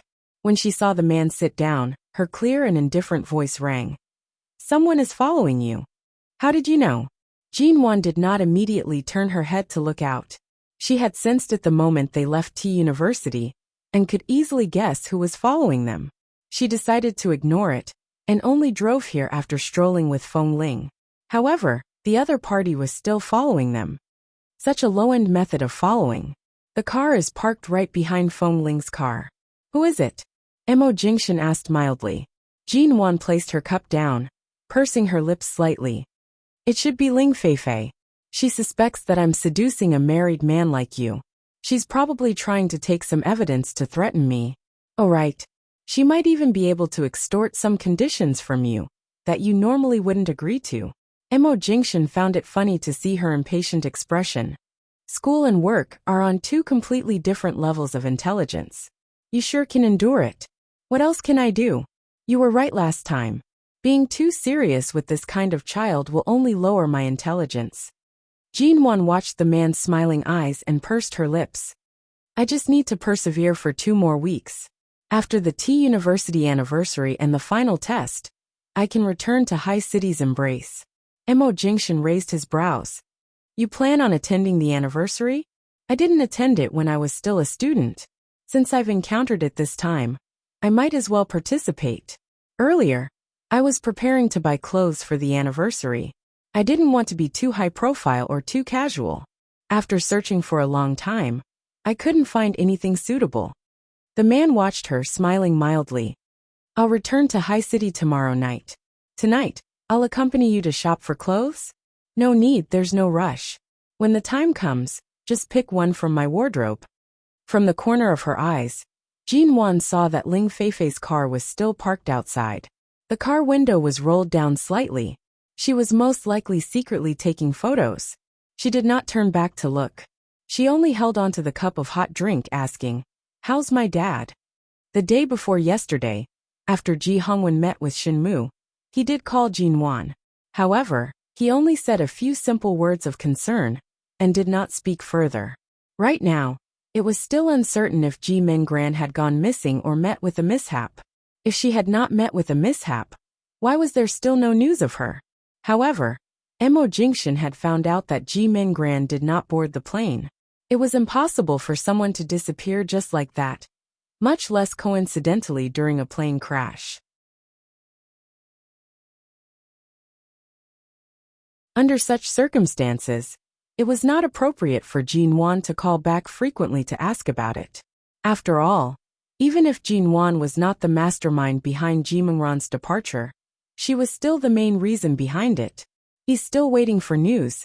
His emotions are more stable than you think. There's no need to worry. My dad is someone who is very good at controlling and hiding his emotions. If not for that, I wouldn't have only found out about my identity from someone else's mouth at such an old age. At this moment, the waiter placed a bowl of borscht on the table. Mo Jingshan scooped some soup and placed it in front of Jin Wan. His deep eyes carried a hint of gentleness. Don't get to the bottom of everything. It's most important to stabilize your own state of mind. Jin Wan looked at his handsome face and glanced out of the corner of her eyes. If that crazy girl outside uses the photos she secretly took today to threaten you, a married man, or to threaten me, what do you think I should do when such a senseless situation happens? Jin Wan did not plan on letting Ji Hongwen's matter affect the mood of this meal. She took the initiative and decisively changed the topic. The man smiled. His long arm reached over to touch her head. He chuckled softly. Will you make her regret looking down on you for the past 3 months? Or will you use the title of the real Mrs. Mo to slap her face? Jin Wan took a sip of the soup and calmly said, that will depend on how much she seeks death. Dash.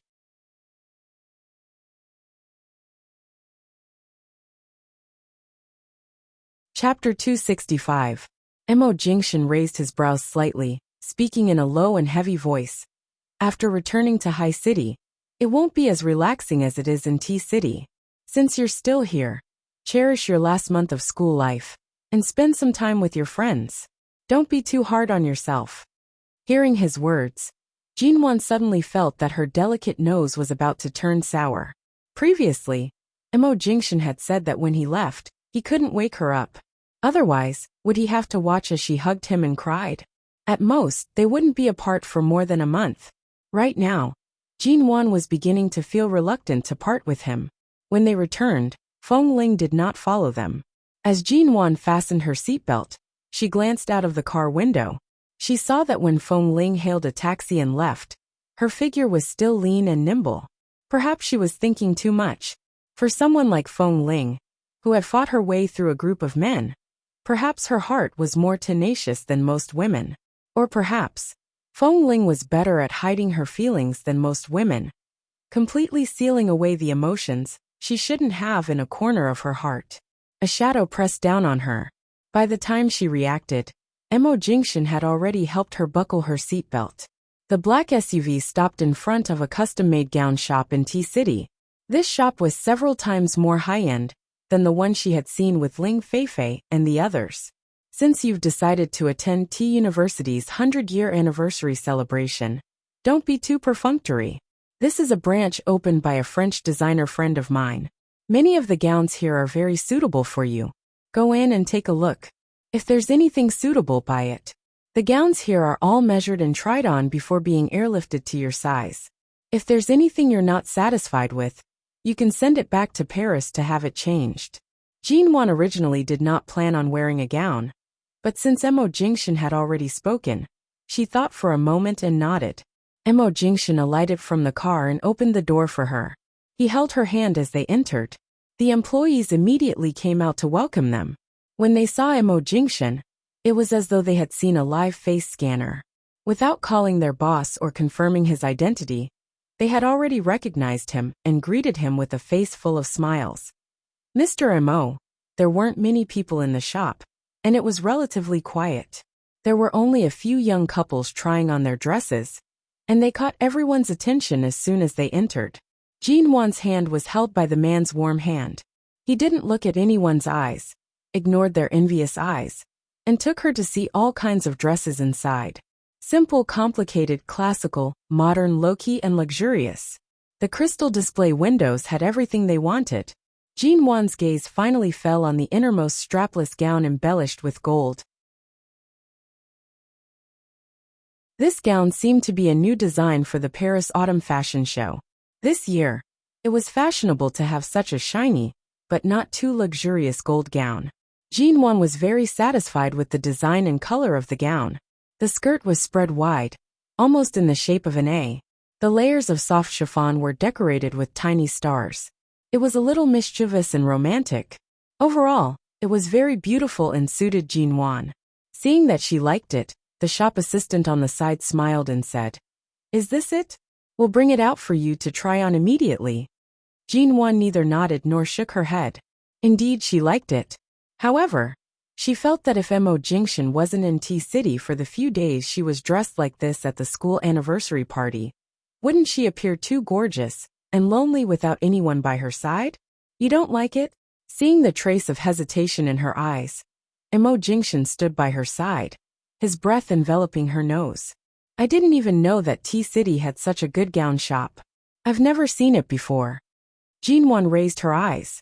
Emo Jingshan watched her. "Do you like it or not?" "I like it, but isn't it too beautiful? Those classmates of yours are either young and ignorant, or they're arrogant and overbearing. For the school anniversary, they'll only wear more beautiful clothes. This is already considered very low-key."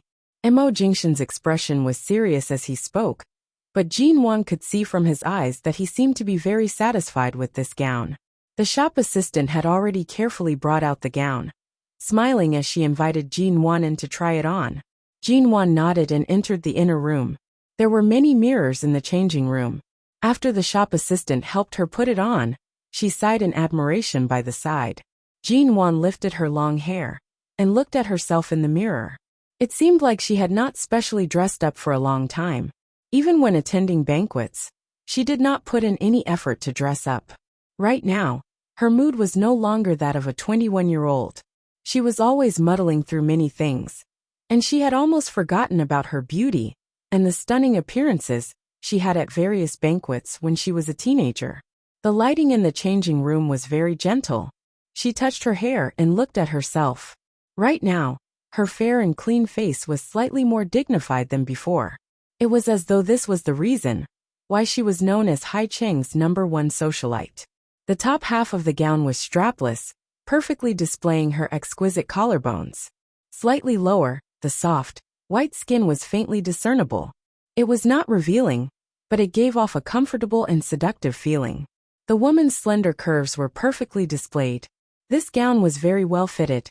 There was no need for any alterations. Jin Wan looked at herself in the mirror. It seemed like she was this beautiful when she got married. It was just that back then, she did not pay much attention to appreciate it. She walked out of the changing room. It turned out that Emo Jingshan was sitting on the sofa outside, waiting for her to come out. He was flipping through a magazine in his hands, sitting there elegantly and quietly. When he heard her voice, he turned back. The first thing that flashed past the man's eyes was warmth. He was not as breathtaking as the other male customers who were choosing gowns for their female companions. Emo Jingshan understood how beautiful Jin Wan was. Thus, breathtaking was no longer suitable for him. It was just that every time he saw her more beautiful, he wanted to hide this little woman away to prevent others from thinking too much about her.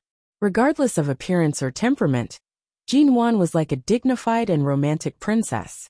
Right now, it was rare for her to specially dress up.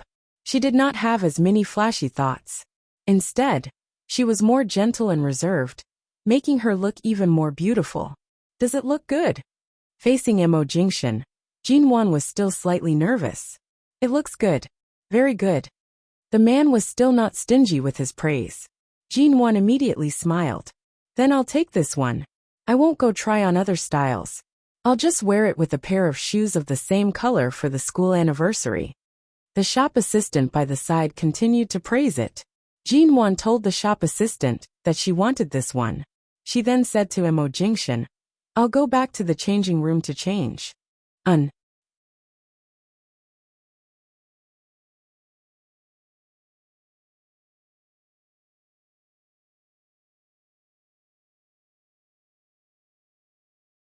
Jinwan felt as though something was about to explode in her head.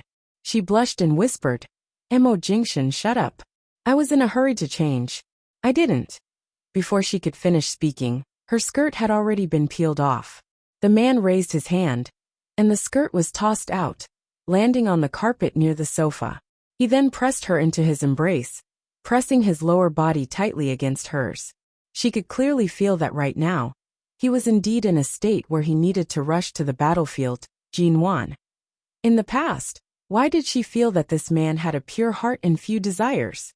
His abstinence was most likely a facade for outsiders to see. The man's hand came to peel off her top again. Jinwan rushed to grab his hand tightly. Emo Jingshan narrowed his eyes, his hoarse voice softly coaxing by her ear. Let go, En? Jinwan raised her eyes to look at his handsome face. She looked at his seductive ink-colored gaze. His eyes were focused and filled with a rare urgency. All of a sudden, Jinwan's heart was filled with an indescribable sense of accomplishment. For someone like him to be unable to control himself, aside from their mutual habits and desire for each other's bodies, it was also because he had once said that he loved her very much. His feelings for her were so deep that even the words Mrs. Mo were insufficient to express it. He belonged only to her. The moment this thought entered her mind, Jinwan suddenly stood on her tiptoes to take the initiative to kiss him. In an instant, the man who originally wanted to peel off her clothes gave up on this momentary tug. Without any hesitation, he carried her up. As Jinwan softly cried out, he bent down to seal her lips and rushed into the bedroom, pressing her onto the large, soft bed. His soft kisses moved to the back of her ear. His low, husky voice pounded against her eardrums. You probably don't know how much self-control I had to use in the fitting room to not tear off your gown and harshly fuck you there. Jinwan did not know how beautiful she was when she wore that gown to the point where the man could not control himself. However, for some reason, she had a very accurate intuition that tonight, she would most likely die under his body. Even if she did not die, she would at least be half dead. To Emo Jingshan, the short separation that was about to come could be as short as a week, or as long as a month. Each of these factors determined that tonight, Jinwan would be tormented by him until late into the night. And with this man's stamina, every time he did not intend to let her off easily, he would make her cry until her voice went hoarse. However, every time she cried out hoarsely, she would be met with a new round of ruthless bullying. In the end, she could only turn her sweaty face away and weakly bite the corner of the blanket that she had just pulled up.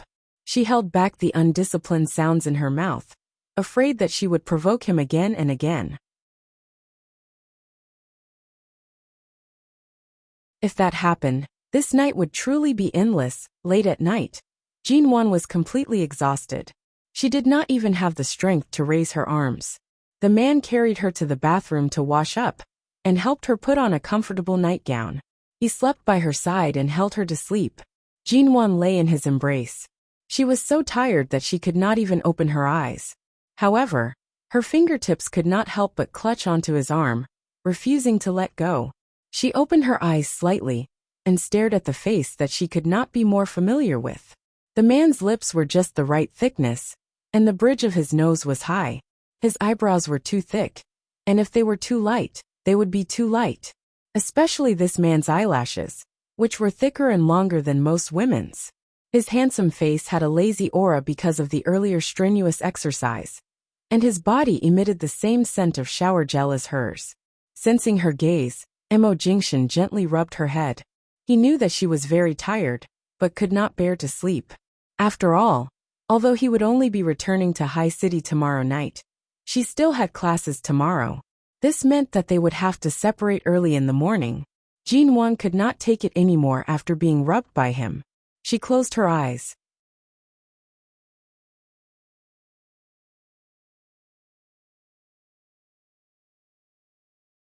Chapter 267.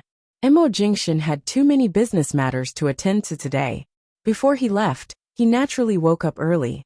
When he opened his eyes, he saw a fair and clean face leaning against his chest. The little woman's eyes were closed, and her seaweed-like hair was spread across the pillow. She appeared drowsy and beautiful. She slept deeply and was completely defenseless. The man propped himself up on his elbow and looked at her for a while. Suddenly, he leaned over and kissed her. It wasn't the usual morning kiss. Instead, he directly and fiercely snatched her lips and her breath in a way that would wake her up. Jin-won was startled and immediately opened her eyes. She had slept in his arms since last night and had finally fallen into a deep sleep. Yet, she was suddenly woken up by the man. She opened her eyes in a daze, unsure of what had happened. When the drowsiness in her eyes faded, she met the man's smiling black eyes and heard his low and heavy voice say unhurriedly, "I'm going to work. I'll leave tonight. I won't be going to T University to see you in." Realizing that he had deliberately woken her up, Jin-won knitted her brows in exhaustion and soreness. She did not want to hear him say that he was leaving. She appeared angry as she said angrily, "Are you going to let me sleep? Last night, you didn't let me sleep well. When I finally managed to sleep soundly, I was woken up by your kiss. So annoying. Hurry back to High City and let me sleep alone. I don't want to sleep with you anymore." Mo Jingshin originally wanted to bully her when he saw her angry expression. However, when he heard her last sentence, his deep, black eyes narrowed dangerously. "Say what you just said again." It was fine that he woke her up, but now he was being fierce to her? Jin-won pushed him angrily. "I don't want to sleep with you anymore. I won't sleep with you anymore." The man lowered his eyes to stare at her. His thin lips were tinged with a faint but dangerous smile. His early morning voice was especially low. "You won't sleep with me anymore?" His tone was clearly threatening. "I won't you." Before she could finish her words, she was kissed by the man. Following that, the man pressed his body against hers. He forcefully turned her face and kissed her fiercely. He also took the opportunity to hold her hands, which were about to push him away, and pressed them against the top of her head. Jin-won was kissed until she could barely breathe before she hurriedly opened her eyes. She whimpered but was unable to speak. In the end, the man bit the corner of her lips, and as soon as she could, she rushed to say, "Mo Jing-yu." The man directly sealed her lips again. After ravaging her for a while, he licked her rosy lips that had been kissed since early in the morning. He looked down at the sleepy and helpless woman under him from above. His lips curved slightly. "Are you sure you don't want to sleep with me? You won't come with me after returning to Sea City." Earlier, Jin-won had said those words out of anger. Why didn't she realize that this man had such a nasty side to him? What he meant was that she didn't need to sleep anymore. Tossing and turning in the middle of the night was still not enough? Was he not afraid of kidney deficiency? Jin-won was actually not afraid of death. She wanted to say that she wouldn't follow him, even if they returned to High City. If she had the guts, she would stay here until her flight was delayed and not return to High City. However, before the words could reach her lips, the man seemed to have no intention of letting go of such an opportunity. The moment her hands regained their freedom, he bit down on her fingertips. His burning palms landed on her sore and weak waist as he murmured softly against her lips, "After we return, if you dare to stop me from sleeping, even if I have to tie you up, I'll tie you to my bed." Jin-won weakly said, "Are you going to squeeze out every last bit of energy from me today?" The man chuckled softly. He kissed her, but his hands did not stop moving. She harumphed slightly, her brows furrowing. She spread her legs as far apart as possible, allowing him to leave a mark on her body before returning to High City. Early in the morning light quietly peeked in through the gaps of the curtains. In the quiet condominium, only Jin-won's soft pleading and low panting could be heard, as well as her sobbing cries. In the end, Jinwan finally laid completely motionless on the bed. She was truly exhausted. She opened her eyes slightly, watching the man for a few seconds in a daze. In the end, she struggled to pull her hands out of his grasp. In the end, she bit her lips and said, "If you continue to be so unrestrained in the future, I really won't sleep with you anymore." The man's lips curved slightly. He pinched her face pitifully and did not continue kissing her. He only gently kissed her lips. "Be good, continue sleeping." After saying this, he got up from her body and covered her with the blanket again. In the end, when the man finally got off the bed, his hand was held by the person on the bed. He turned around, lowering his head to look at her. The sunlight that sneaked in through the gaps of the curtains landed on the man's body. It was as though the tall man was framed with a layer of gold. He was as handsome as a god. "After returning to High City, remember to call me every day when you're not busy. Otherwise, I won't know when you're busy or when you're in a meeting. I won't even be able to call you." Mo Jingshan looked at her delicate and charming appearance. His thin lips curved up, tainted with a doting taste. "I understand." He couldn't help but reach out to pinch her face again. He then got up and closed the gap between the curtains, blocking the ray of sunlight, so as not to disturb her sleep. The result of being completely exhausted was that by the time Jinwan finally got up, it was already noon. Mo Jingshan had kept breakfast warm in the kitchen before he left. She could eat it immediately after waking up. After washing up, Jinwan took out breakfast and sat by the dining table. As she ate, she felt that her legs were trembling uncontrollably. Why did she court death and provoke him this morning? She clearly knew that when he returned to High City today, he would definitely find a way to eat her up inside and out. In the end this morning, she simply walked right into his trap.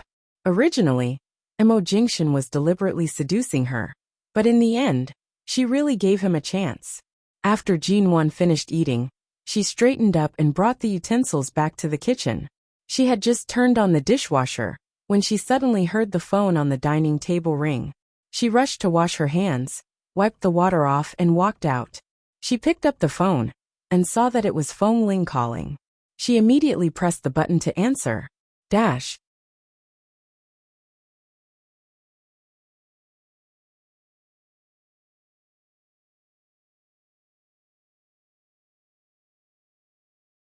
Chapter 268. Half an hour later, Jinwan went downstairs.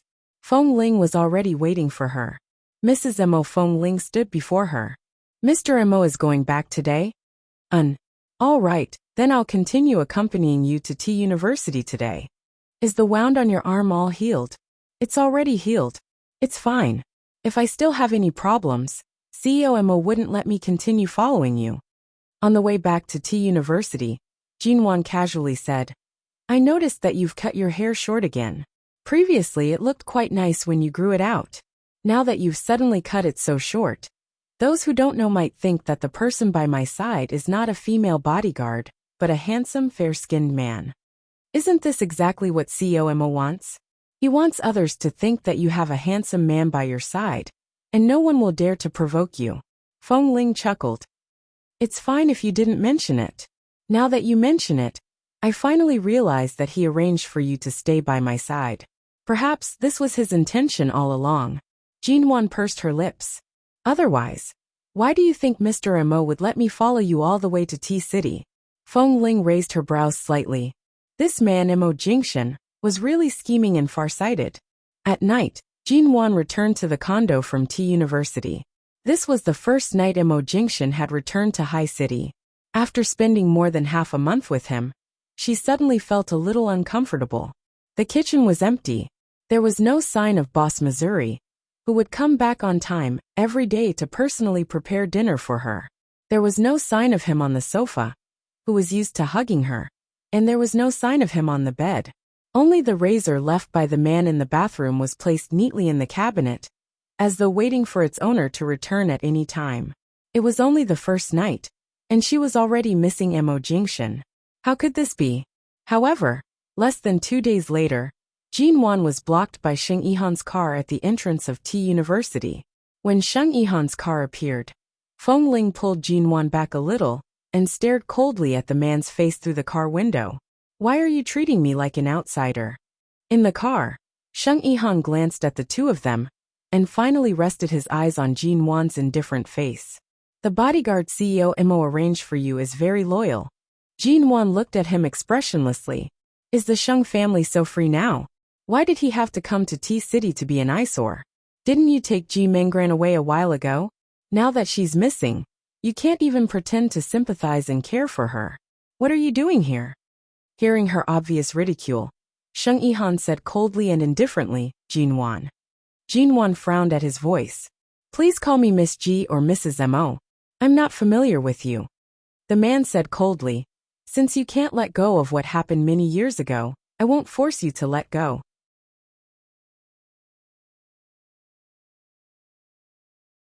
I just want to ask you, was it your request or Mo Jingshan's unilateral check that the Sheng Group's Hong Kong shares were suddenly suppressed by the Mo Corporation? Jinwan listened and looked at her. Her tone was normal and natural. Do I still need to tell you the answer? Do you think Mo Jingshan has the time to pay attention to a company like the Sheng Corporation? Of course it's because I don't like you. Sheng Yihan smiled coldly and mockingly. Mo Jingshan has been suppressing the Sheng Group for a long time. Did you think he would wait for your instructions before taking action against me? It's just that he's been poking his nose into the stock market recently. I think so too. Without you in the middle, he wouldn't have spent so much effort to control the lifeline of Sheng Holdings step by step. Jinwan gently pushed Feng Ling's figure away and was quiet for a moment before saying, since you already know, why are you still asking? There's no difference between what he did and what I wanted him to do. Jinwan. When he said these two words, his tone was sharp. Do you plan to speak to me with this attitude forever? Of course. Who do you think you are, Mr. Sheng? Do I need to be polite to you? A person who once played such a role in my life. And you expect me to act like a saint and say I forgive you? I should have made my attitude clear from the beginning. My position has always been clear. Sheng Yihan suddenly smiled in the car. His smile was faint, but there was a hint of coldness hidden in the corner of his lips. He eventually hid it away. There was a smile on Jinwan's face, although there was no smile in her eyes. Do you want me to make it clearer? I was indeed young back then. But I know you weren't completely drunk. Ignoring the man's sudden gaze, Jinwan turned to leave. Sheng Yihan did not drive over again. The silver-gray car stopped outside T University's gates and did not move for a long time. T University's 3 months of study were coming to an end. There were still 3 days until T University's 100th anniversary. The school's campus network suddenly encountered problems. For almost the entire day, the entire school's communication network, as well as the school's wired and wireless network, were all unusable. That night, Jinwan found out that someone had anonymously posted the photos of Jinwan and Mo Jingshan that day. Although the account was blocked after being posted for less than 5 minutes, to prevent the spread of gossip, Mo Jingshan, who was far away in High City, actually ordered his men to block T University's communication network for a day. The photos were nothing much. There were only some photos of Jinwan alighting from Mo Jingshan's car, and the two of them in the restaurant downstairs of Mo Corporation's company. There was nothing that could not be seen. However, the content that the person who posted the photos had written was extremely unsightly. It was completely based on groundless speculation and deliberately defamed her. It used all sorts of words like whore, seductive, shameless, third-party, coquettish, and greedy to describe Jinwan. After Feng Ling investigated the source of the photos, she rushed into the dormitory with them. The moment Ling Feifei entered, if she had not dodged in time, her waist would have been broken by Feng Ling's kick. Ah, what are you doing? Seeing Feng Ling who had directly kicked her, Ling Feifei dodged back in fright. What am I doing? You'll find out soon enough. Feng Ling sneered as she grabbed Ling Feifei's hair. As Ling Feifei screamed in pain, she yanked her to the side with all her might. She then reached out with her other hand and tore off Ling Feifei's bedsheets. Everything on the bed fell to the ground with a crash. Ah! Jinwan had just pushed open the door and entered when she heard endless screams. She raised her eyes to see this scene.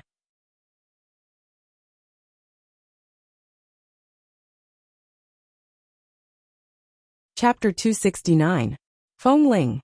If I don't sue you until all 18 generations of your ancestors cry with you, I, Ling Feifei, will write my name backwards. Ling Feifei was so angry that her face turned red. She did not even have time to feel sorry for the things that had been trampled on.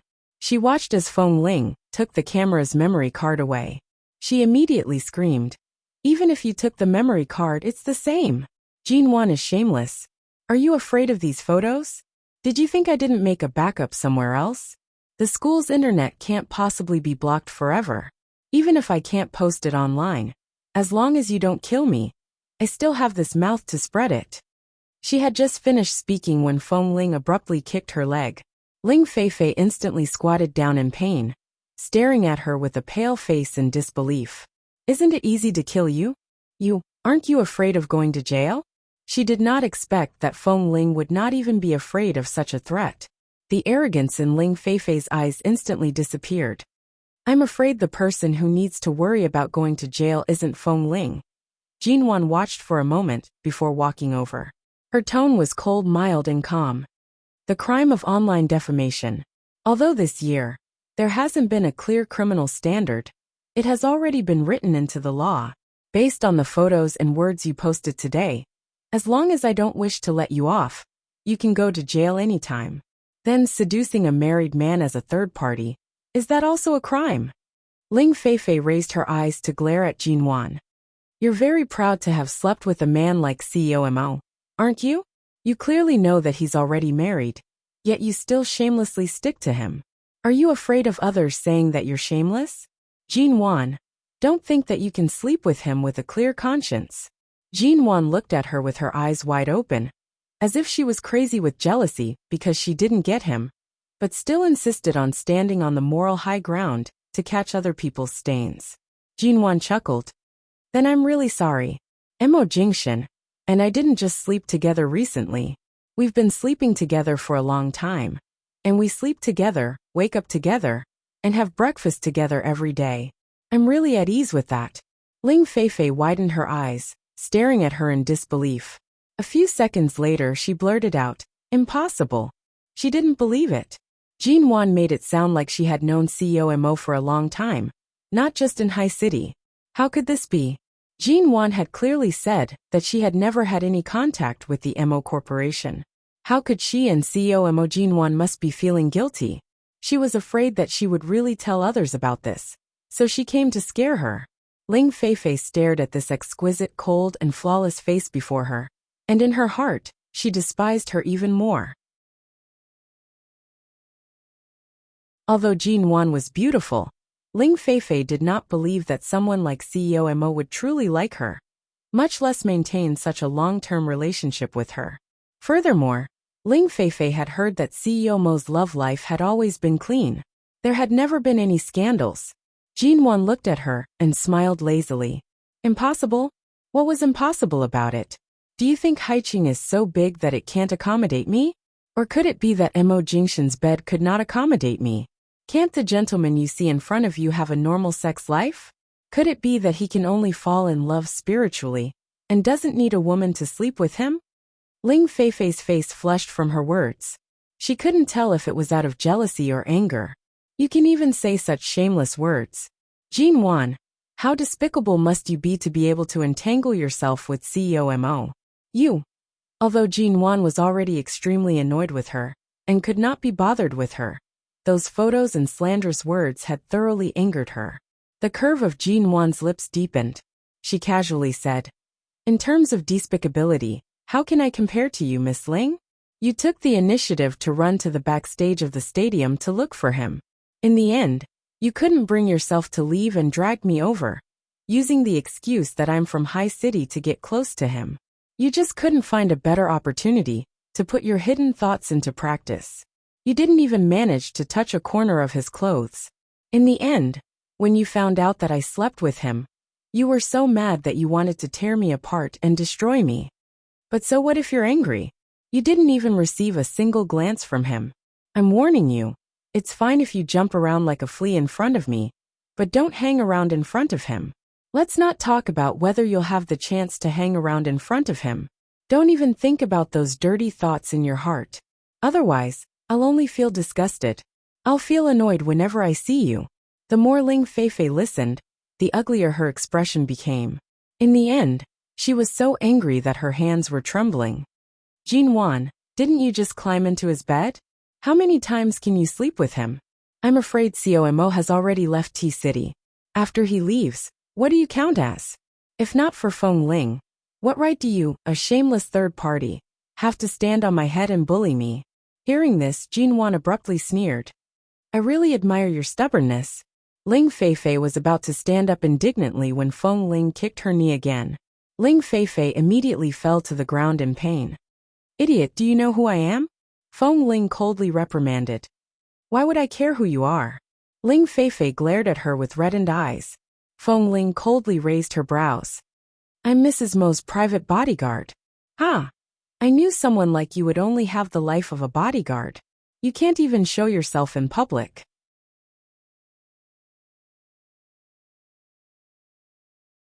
What private bodyguard? What Mrs. Mo? Ling Feifei was about to continue scolding when her complexion suddenly paled. Because of Feng Ling's identity, and because of the so-called Mrs. Mo private bodyguard? Mrs. Mo. From the moment Feng Ling appeared, she had been silently protecting Jin Wan. No matter what Jin Wan did, Feng Ling would definitely be present. Ling Feifei sat stiffly on the ground. She raised her eyes to look at Jin Wan. Jin Wan's gaze was unhurried as it landed on her. In an instant, all sorts of embarrassment and grievances surged up. Ling Feifei took a deep breath, her eyes reddening. You're all lying. How could Jin Wan be Mrs. Mo? However, when she thought about it carefully, from the moment Mo Jingxian appeared, to the time he pointed out Jin Wan's coordinates in the stadium, to the time he went to T University's cafeteria because of Jin Wan, to the time when Jin Wan ate salty fish, he gave her water. Such a natural action, and everything that happened after that, Ling Feifei looked toward Feng Ling, seeking the truth. Feng Ling only responded with a cold gaze. Looking at her, it was as though she was looking at a huge joke.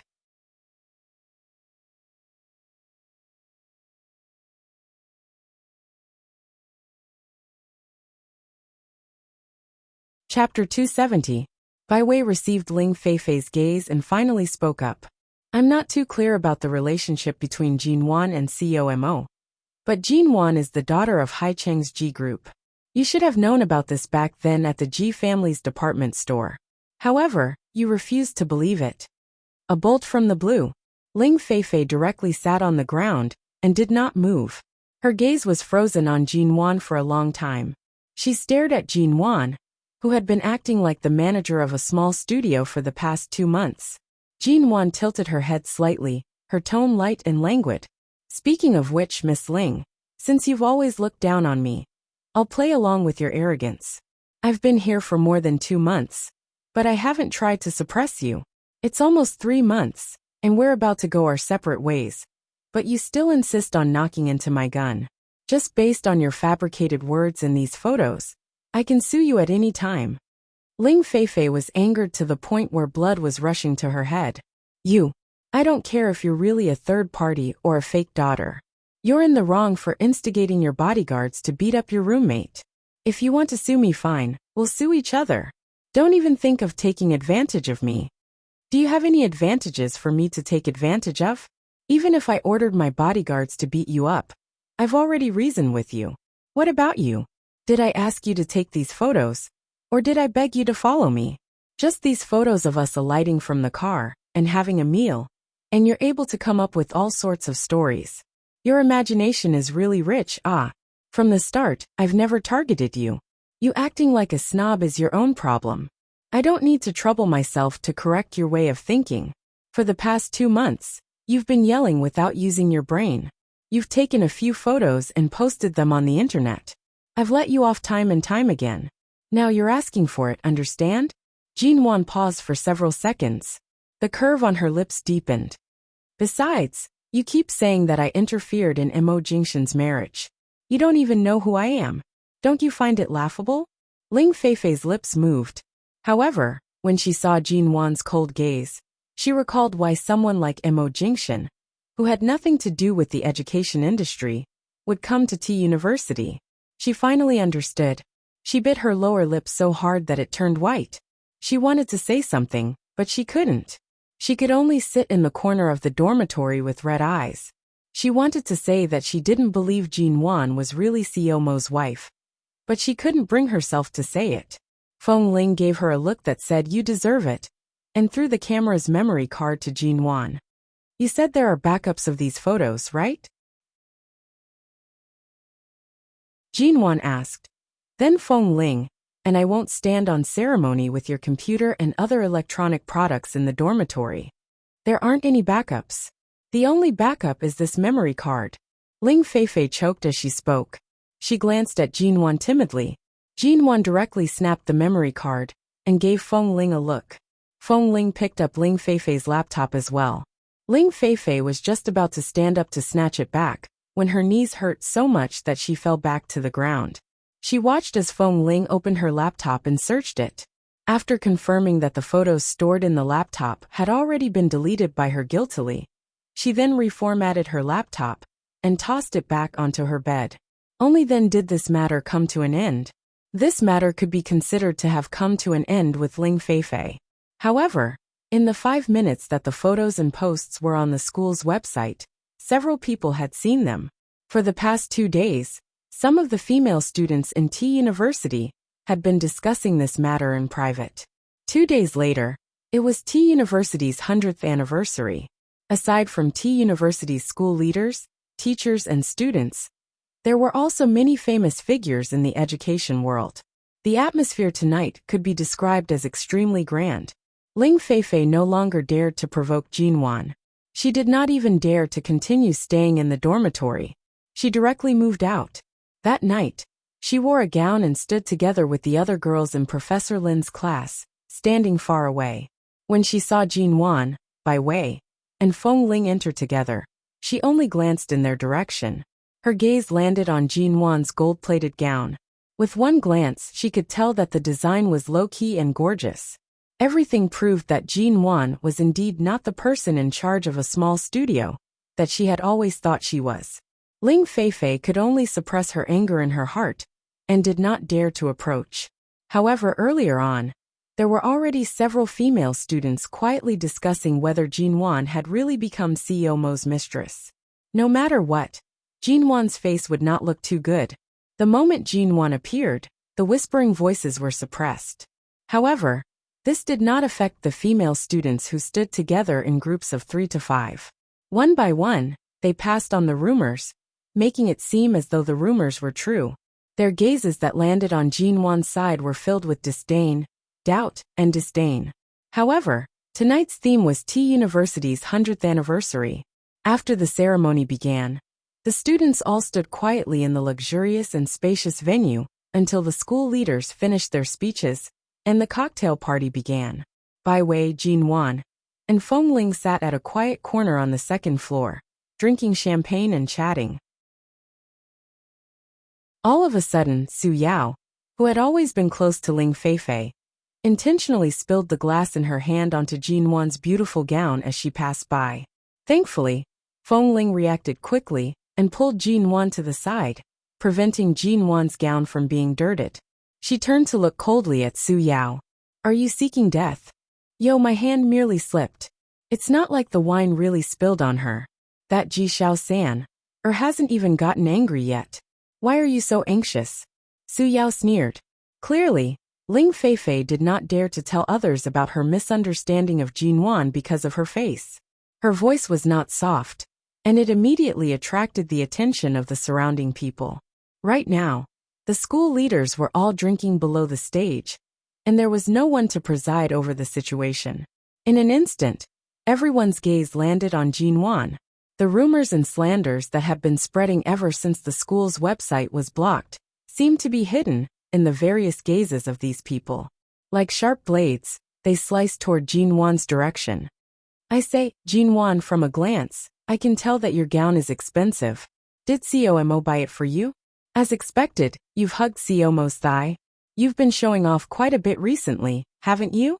How does it feel to interfere in someone else's marriage? I really look down on people like you." Suddenly, she felt a chill on her head. cutting off Su Yao's arrogant and cursing words. Everyone only saw a glass of champagne spilling from the top. Not a single drop was left, and all of it splashed onto her head. Then, it splashed onto her gown and dripped down. In an instant, she was in a sorry state. Su Yao raised her hand in shock to touch the wine on her head. The surrounding people were even more shocked.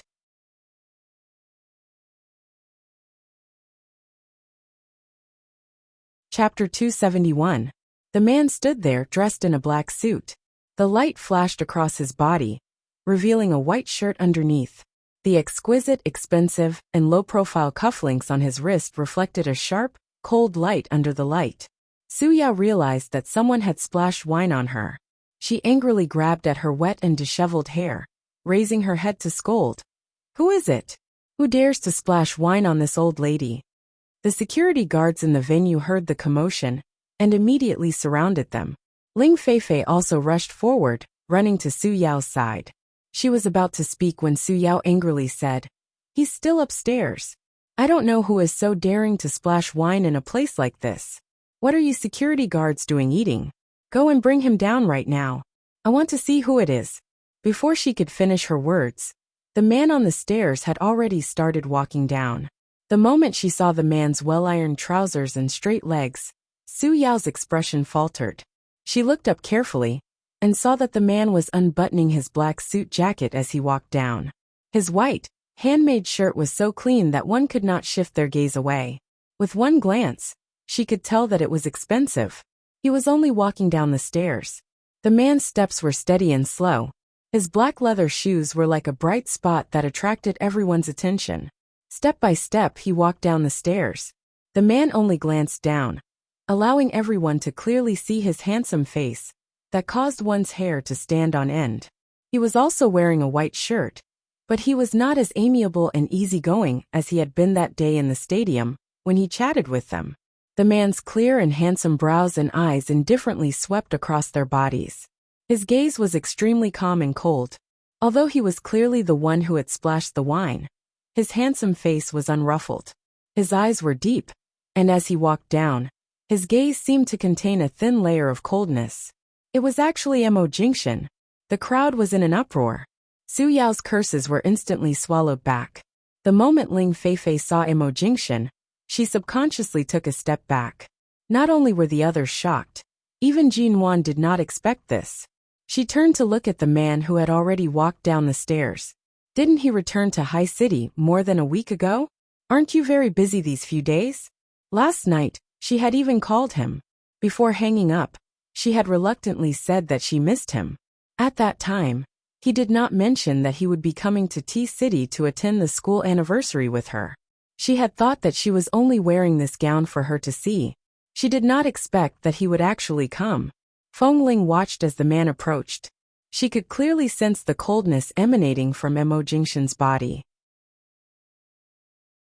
When those photos were randomly posted online by Ling Feifei, Feng Ling knew that Mo Jingxian would not allow Jin Wan to be bullied by these young ladies.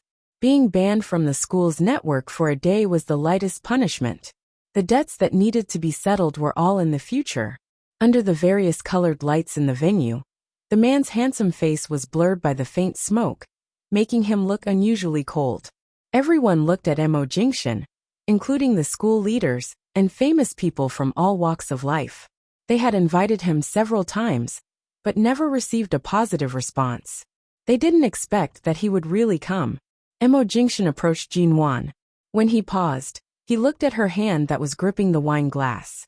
His clear voice slowly said, "Pour it back." Jin Wan's expression faltered. She turned to look at the trembling Su Yao and the pale-faced Ling Feifei. Earlier, Su Yao did not actually pour the wine on her. However, if Feng Ling had not reacted quickly, it most likely would have been splashed on her. Su Yao opened her mouth and muttered, "CEO Mo, aren't you being too biased towards her? Could it be that people from the upper class like you can be so high-profile even when you're having an affair?" Mo Jingxian's long and slender fingers caressed the empty wine glass in his hand. He chuckled coldly and placed the glass down. "Affair? My marriage and feelings have always followed Jin Wan's path. I've never deviated from it. How could I have an affair?" Su Yao did not understand. She looked at the calm and composed Jin Wan in confusion, before turning to look at the pale-faced Ling Feifei, who was hiding behind the crowd. Right now, Ling Feifei really did not dare to speak. From Mo Jingshan's words, she clearly understood the truth. Jin Wan was indeed his wife. His words could not be any clearer.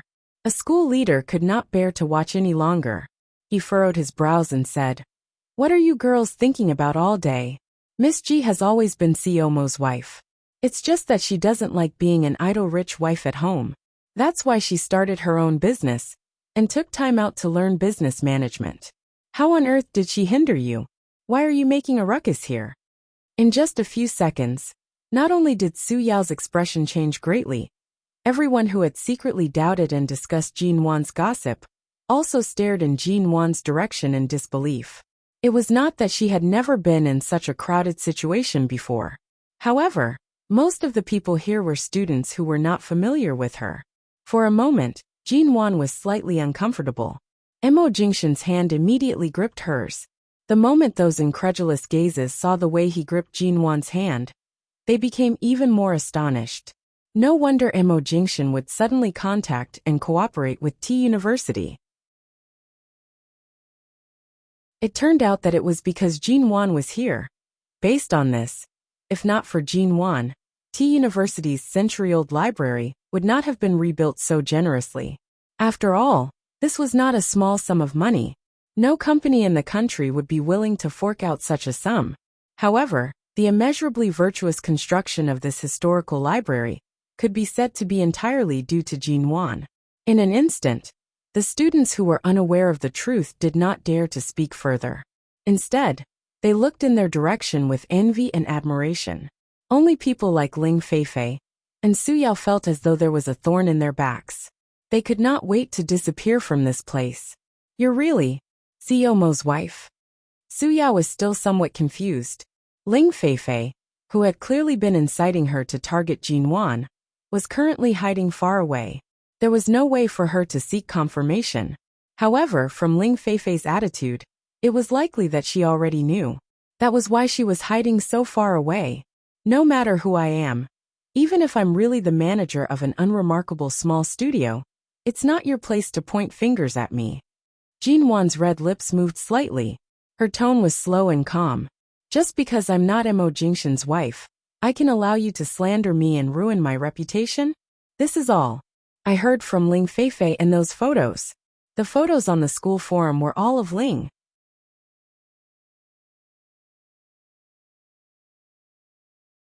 Chapter 272. Su Yao immediately choked.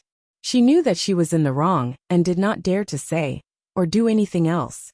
She could only bite down on her lips and remain silent. However, her eyes were slightly guilty as they glanced at the wine glass in Jin Wan's hand. She was worried that Jin Wan would really pour this glass of wine on her again. Earlier, the glass that President Mo poured on her was already enough to embarrass her. If he did it again. Jin Wan glanced at the wine on the ground that Su Yao didn't pour on her, and then at her. "I didn't intend to make it so big, but I'm a person who keeps a low profile when it's time to keep a low profile. And when it's time to take revenge, I'll return the favor." Su Yao immediately stiffened. She did not know what Jin Wan was planning to do. Everyone watched as Jin Wan gently swirled the wine glass in her hand and slowly approached Su Yao. She raised the glass slightly and began to pour the champagne from her waist. When the champagne flowed down her skirt bit by bit, Su Yao only stood there, not daring to move.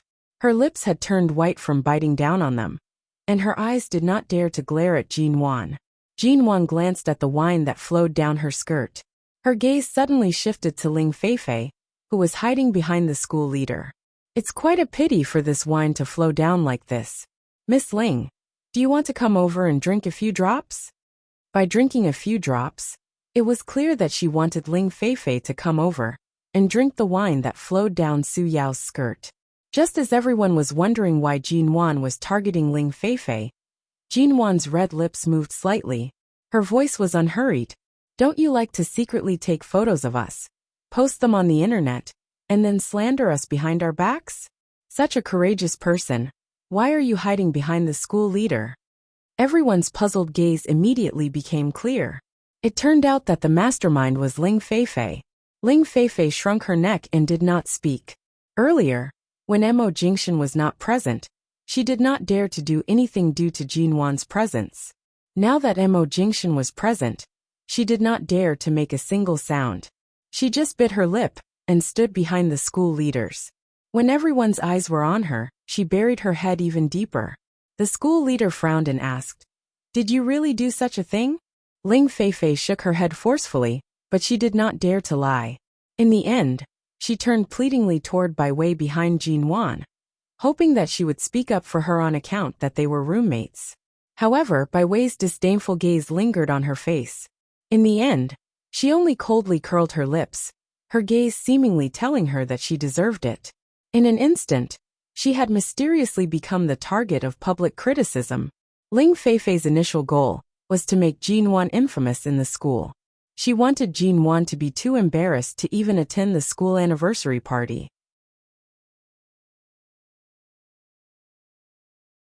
In the end, this was the result. After all, this was T University's 100th anniversary. This small interlude was only a small conflict between the students. The activities for the school anniversary continued. Due to Mo Jingshan's personal arrival, the school leaders' faces were all flushed red. One by one, they introduced each other to Mo Jingshan. The last event of the school anniversary was a student-themed event. The school leaders and T University students played all kinds of indoor games, which were similar to the shiatsu massage mat that would be popular 10 years later. There was also indoor rope skipping, indoor tug-of-war, indoor doll snatching, drumming, passing flowers, and truth or dare. The laughter of all kinds of game participants rose and fell in the venue. Professor Lin's students first played tug-of-war. Jin Wan's side won one round. Next, they played indoor sprints. Jin Wan removed her shoes and stepped on the side of the massage mat. The pain immediately caused her to pull her foot back. This thing was even more powerful than the shiatsu mat 10 years later. It was made of various small stones piled together to form a sharp edge. The referee's whistle abruptly rang. Jin Wan immediately endured the pain and rushed forward. She lifted her skirt and ignored the pain in her feet as she ran forward. The finish line was less than 60 meters away. However, the pain was excruciating. After much difficulty, she finally reached the finish line. In a group of 5, Jin Wan was in second place. At the finish line, Jin Wan's feet lost balance. She abruptly fell forward and landed into an embrace. She raised her head and saw that it was Mo Jingshan. Earlier, she had been too engrossed in the game and did not notice when he had walked out of the school leader's encirclement. She also did not notice when he had arrived. Right now, Jin Wan had taken off her shoes and was barefoot in her gown. She was slightly out of place. After playing games for half a day, her forehead was covered in a thin layer of sweat. She smiled at him and used his strength to steady herself. At the same time, she suddenly felt a group of girls around them staring at her with gazes filled with envy, jealousy, and admiration. Does it hurt a lot? Mo Jingshan saw how Jin Wan had gritted her teeth in pain when she ran over. He lowered his eyes to look at her feet under her skirt in concern. It's all right, it's all right. This thing is used to massage the acupuncture points on the feet. It hurt a little when I ran, but it won't hurt anymore if I don't step on it. Jin Wan rushed to put on her shoes. After playing for so long, a tug-of-war and a sprint, her heart was beating faster than usual due to the amount of exercise.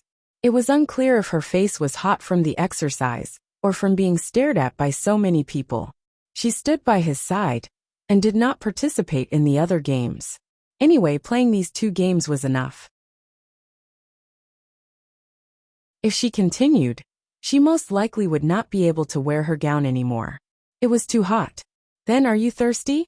Bai Wei perceptively brought over a glass of champagne and a bottle of mineral water. She handed them to Jin Wan. Which do you want to drink?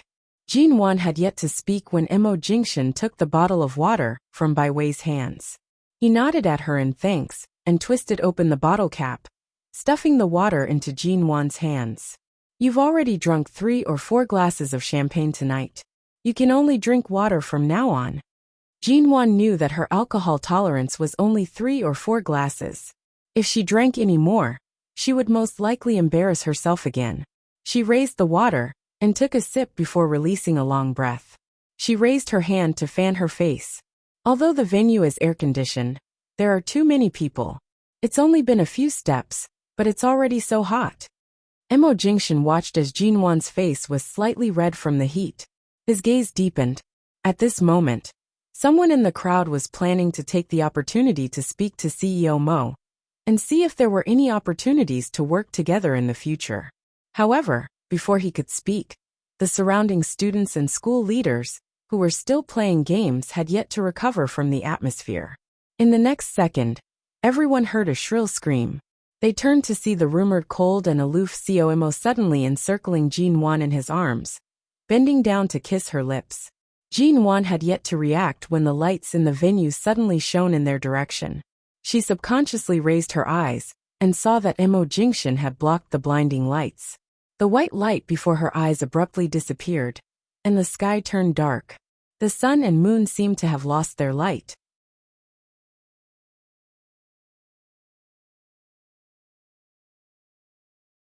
Chapter 273. The surrounding crowd erupted in screams.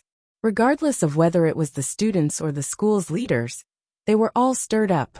Someone from the organizers started the uproar, and the big screen in the venue, which was only used for monitoring, suddenly cut to the two of them, allowing everyone to clearly see the scene on the screen, when Mo Jingshan suddenly took Jinwan into his arms and kissed her. Everyone was shouting, and waves of people came closer, completely surrounding them in a circle. They even raised their phones to take pictures of this scene of dog abuse. Jinwan, who was already having difficulty breathing due to the heat, instantly felt her face heat up. She subconsciously tried to push him away, but was unable to do so. Aha! She was going crazy. Mo Jingshan was usually even more low-key than her. Was he abandoning his cold and aloof persona? It was one thing for him to bully Qin Siding and Xia Tian, but this was T University's anniversary celebration. Thousands of people were present. What the hell was on the large screen? Why could she see it on the large screen? Jinwan really could not push him away. There were simply too many people around. When the man finally let her go, Jinwan directly buried her face into his shoulder, not daring to show her face again. Feng Ling, who was standing by the side, revealed a rare smile. She scanned the crowd and saw that Ling Feifei's disinterested expression was ashen, as though she had completely given up. Feng Ling finally shifted her gaze away with a cold smile. It was just a kiss. For a married couple, this was all too common. However, for many of the youthful students, especially on T University's 100-year anniversary, it was a historic moment. Mo Jingshan did not say anything to the surrounding people. He held the bashful Jinwan in his arms, holding her waist. Didn't you say that the honeymoon period is over? Why are you so shy? Jinwan's face was burning in his arms. There are too many people. Mo Jingshan. Your legs have gone soft? Jinwan. A little. Mo Jingshan. Shall I carry you back? Jinwan. The school anniversary wasn't the most embarrassing thing. What Jinwan was afraid of was being intercepted by a group of Mo Corporation's fans, or fangirls, after the anniversary. Sure enough, when she went to the upper room of the venue to change out of her gown, and was about to leave with Mo Jingshan, there were already many people waiting at the main entrance of the venue. It seemed that the reporters who had tried to come in to participate in the school anniversary had heard about what had happened inside, and were eagerly waiting outside to take photos of the legendary COMO. In the end, Jinwan could only choose to drag Boss Missouri, who rarely made a cold and high-profile appearance, out of the venue from the side. Rather than saying that she was slipping away, it was more accurate to say that she was forcefully dragging him out from the side. The man laughed as he watched her act like a thief. Jinwan, on the other hand, kept her waist bent, as though she was avoiding some paparazzi as she quietly walked out. The side entrance was not as wide as the main entrance. Outside was the busiest night market in T-City. The moment Jinwan stepped out of the side entrance, she heard someone calling her name.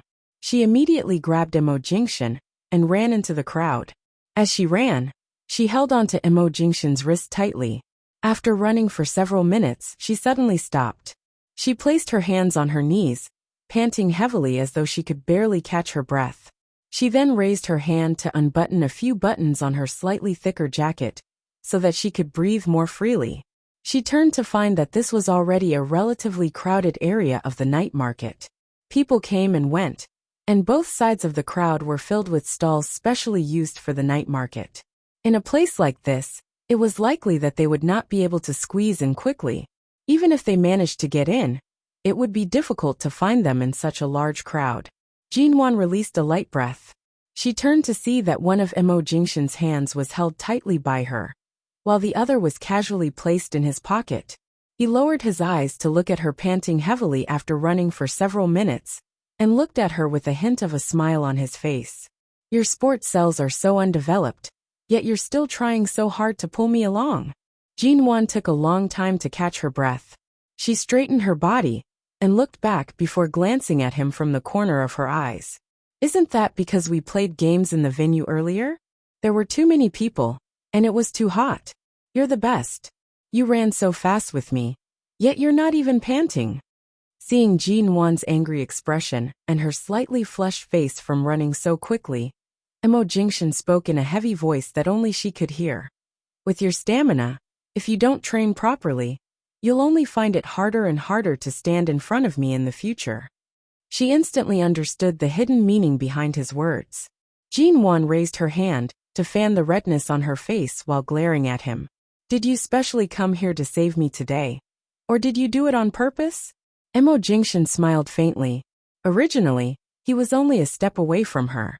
All of a sudden, he took a step forward. Just as Jinwan was about to subconsciously take a step back, he lowered his head. Jinwan was instantly forced back by this oppressive angle. She could not help but bend her waist.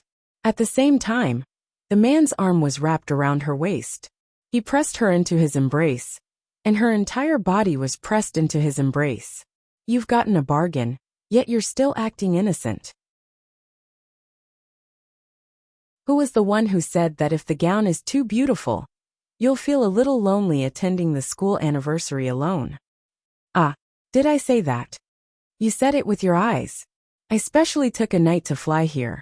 Tonight, I'll fly to High City, and tomorrow morning, I still have to fly back. It's fine that you didn't even express your gratitude, but now you're even blaming me for a kiss? Was that a kiss? There were so many people at the venue, She had yet to finish speaking when the man's lips pressed closer once more. Do you want to try kissing me here again? Jinwan's gaze immediately shifted to the side. She saw the envious gazes of the passers-by, and rushed to take a step back. She raised her hand to cover her slightly red face, feeling extremely embarrassed. But I really didn't expect there to be a night market here.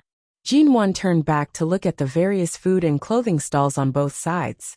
She suddenly sniffed hard and furrowed her brows. What's this smell? Why is it so smelly? As she spoke, she saw two young ladies holding a few skewers of fried stinky tofu in their hands.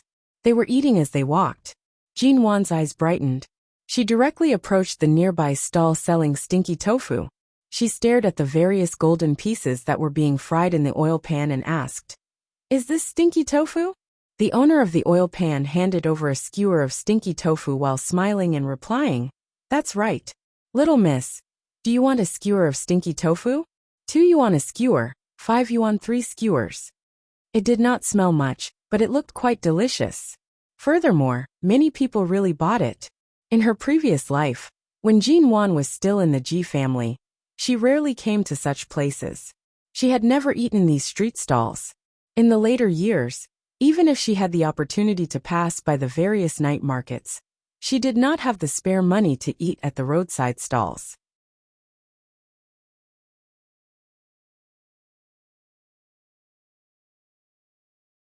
Chapter 274. Jinwan saw that there were many people who came to buy, and wanted to try it even more. She turned back to look at Mo Jingshan, who was standing slightly further away because of the smell. She walked back and said with a smile, "Do you want to eat? I'll go buy a few to try together." Mo Jingshan glanced at her. "You've never eaten it before? Our lives and social circles are not connected to this place.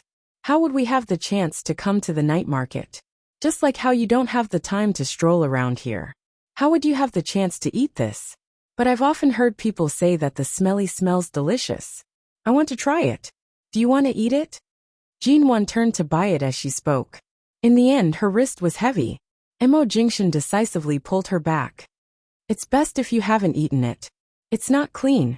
Who says it's not clean? Then aren't there many people buying it? Have you eaten it before? No. Then why do you say it's not clean? I'll just try it. I'll buy a few. Mo Jingshan did not let her go. He single-handedly pulled her over and wrapped his arm around her back to bring her away. He then glanced at Jinwan's resentful expression because she did not get to eat what she wanted to eat. He said firmly, "You're not allowed to eat it." Jinwan had no choice. This kind of thing was most likely hard to tolerate in front of someone like Mo Jingshan, who was obsessed with cleanliness. She turned to look at the various snacks sold at the roadside stalls. As she walked, she said pitifully in a small voice, "I've never eaten any of these before. You won't let me try any of them. Earlier at the venue, I only drank 3 glasses of champagne and didn't eat anything else. Right now I'm starving. If you're hungry, go back and eat. I'll make dinner in?" In the end, even if Great Boss Missouri said he would personally cook, it was useless. "Ai, look at this lamb skewer. It smells especially good. And that numbing and spicy skewer. There's even glutinous rice cake." Mo Jingshan, Great Boss Missouri CEO. Mr. Mo. "Hubby, just let me buy some to try. I'll only eat a little." In the end, under Jinwan's coaxing and pestering, Mo Jingshan finally got her to buy a small bag of handmade chocolate biscuits and a few pieces of glutinous rice pancakes. As for the other fried and barbecued foods, they were completely forbidden. She wasn't allowed to eat them. There were many people here, and the light was dim. Jinwan stood in the crowd and quickly stuffed a piece of glutinous rice cake into her mouth. She smiled with satisfaction. As expected, the snacks in the night market live up to their reputation. So sweet. Mo Jingshan glanced at her as though she was a gluttonous child. He allowed her to follow behind and eat as she walked. He held her hand and led the way. They planned to walk out of the night market before turning to the main entrance of the venue. Jinwan stuffed another piece into her mouth, filling it to the brim. Her face was puffed up as she smiled at the tall and straight figure in front of her. For Mo Jingshan to pass by such a place, she felt as though he was being dragged down from the clouds to the mortal world. Of course, it was unavoidable that the young ladies who passed by nearby would constantly throw their love-struck gazes in their direction. Jinwan saw that Mo Jingshan was so low-key and quiet as he walked through the crowd, yet he was still so eye-catching. She could only wipe her mouth and quickly follow him, obediently following by his side. Wait a minute. Jinwan saw that there were many clothes hanging in the stall by the side. Most importantly, there was one that she had worn in her previous life. For some reason, her heart skipped a beat. She called out to Mo Jingshan and subconsciously turned to walk over. The owner of the roadside stall saw her approach and enthusiastically asked, "Which one do you want?" "My family's clothes are all bought from big shopping malls. They're all from big brands that have been abandoned. Every one of them is of good quality. Miss, if you like them, you can choose any." Jinwan picked up a white t-shirt with a simple design printed on it. "How much is this?" "This one, ah." The roadside stall owner glanced at the clothes she was wearing. The quality was not bad, and the price would not be too low. He directly said, 280. Mo Jingshan stood behind and raised his brows. He discovered that Jinwan was especially interested in these roadside stalls tonight. 280? Jinwan smiled. Did this owner think that she did not know what was good? "That's right. 280, no bargaining. 60, are you selling it?" The owner had never seen someone haggle so fiercely. His gaze immediately shifted to Jinwan's body, and he coughed. "That's too little. 150. Jinwan sneered and placed the t-shirt in his hands. 60 yuan. If you don't want to sell it, then forget it. She then turned to leave. The owner originally thought that he would be able to scam off a rich customer. He did not expect that this young lady would not fall for it. He rushed to say, all right. Can I add another 10 yuan? It's not easy for me to do business." Jinwan did not turn back. Just 60. All right. 60. The owner helplessly called her back, handing the shirt over. Jinwan finally turned back with a smile. She suddenly felt Mo Jingshan's human-shaped credit card machine approach her from behind. She rushed to say, I can't swipe my card here. I'll pay in cash. Anyway, it's only 60 yuan. Mo Jingshan lowered his eyes to glance at her sparkling eyes that were smiling from successfully haggling. He was strangely infected, and the light in his eyes gently landed on her head. T-City's night was not as cold as High City's winter. The air was only slightly chilly, and the people coming and going reduced the chill by several degrees. The surroundings were bustling with activity, especially the night market, which was hung high up with colorful lanterns. It was extravagant and tacky, yet exceptionally down-to-earth, symbolizing the warmth and excitement of this place. How is it? Does it look good? Jinwan gestured the shirt in front of her.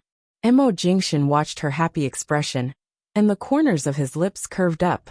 He chuckled softly. You've never come into contact with a place like a night market before. Tonight, aside from the snacks, you're actually especially interested in these clothes? Jinwan's head leaned against his arm. It's not that I'm interested in the clothes, but I'm especially interested in haggling with these roadside stall owners. Let me tell you, I've already gone easy on him earlier. Otherwise, I could have bought this shirt for 40 yuan. In her previous life, she had worn the exact same, ordinary cotton t-shirt. Back then, she had spent 40 yuan on it. Mo Jingshan sighed and smiled at her sudden desire to haggle. It's not like you haven't worn high-quality t-shirts that cost tens of thousands of yuan. Are you sure you want to wear this? It's not like I haven't worn it before, Jinwan softly muttered. Mo Jingshan's footsteps paused, lowering his eyes to look at her. What did you say earlier? You're tuning in to the Li Mei's Wuxia Whispers YouTube channel. We're so grateful for your support, and don't forget to subscribe to join us on this incredible journey through captivating stories. Your generosity through donations truly makes a world of difference, as it's the primary source of revenue that allows me to expand and enhance this channel for you. Thank you from the bottom of my heart for being a part of this adventure.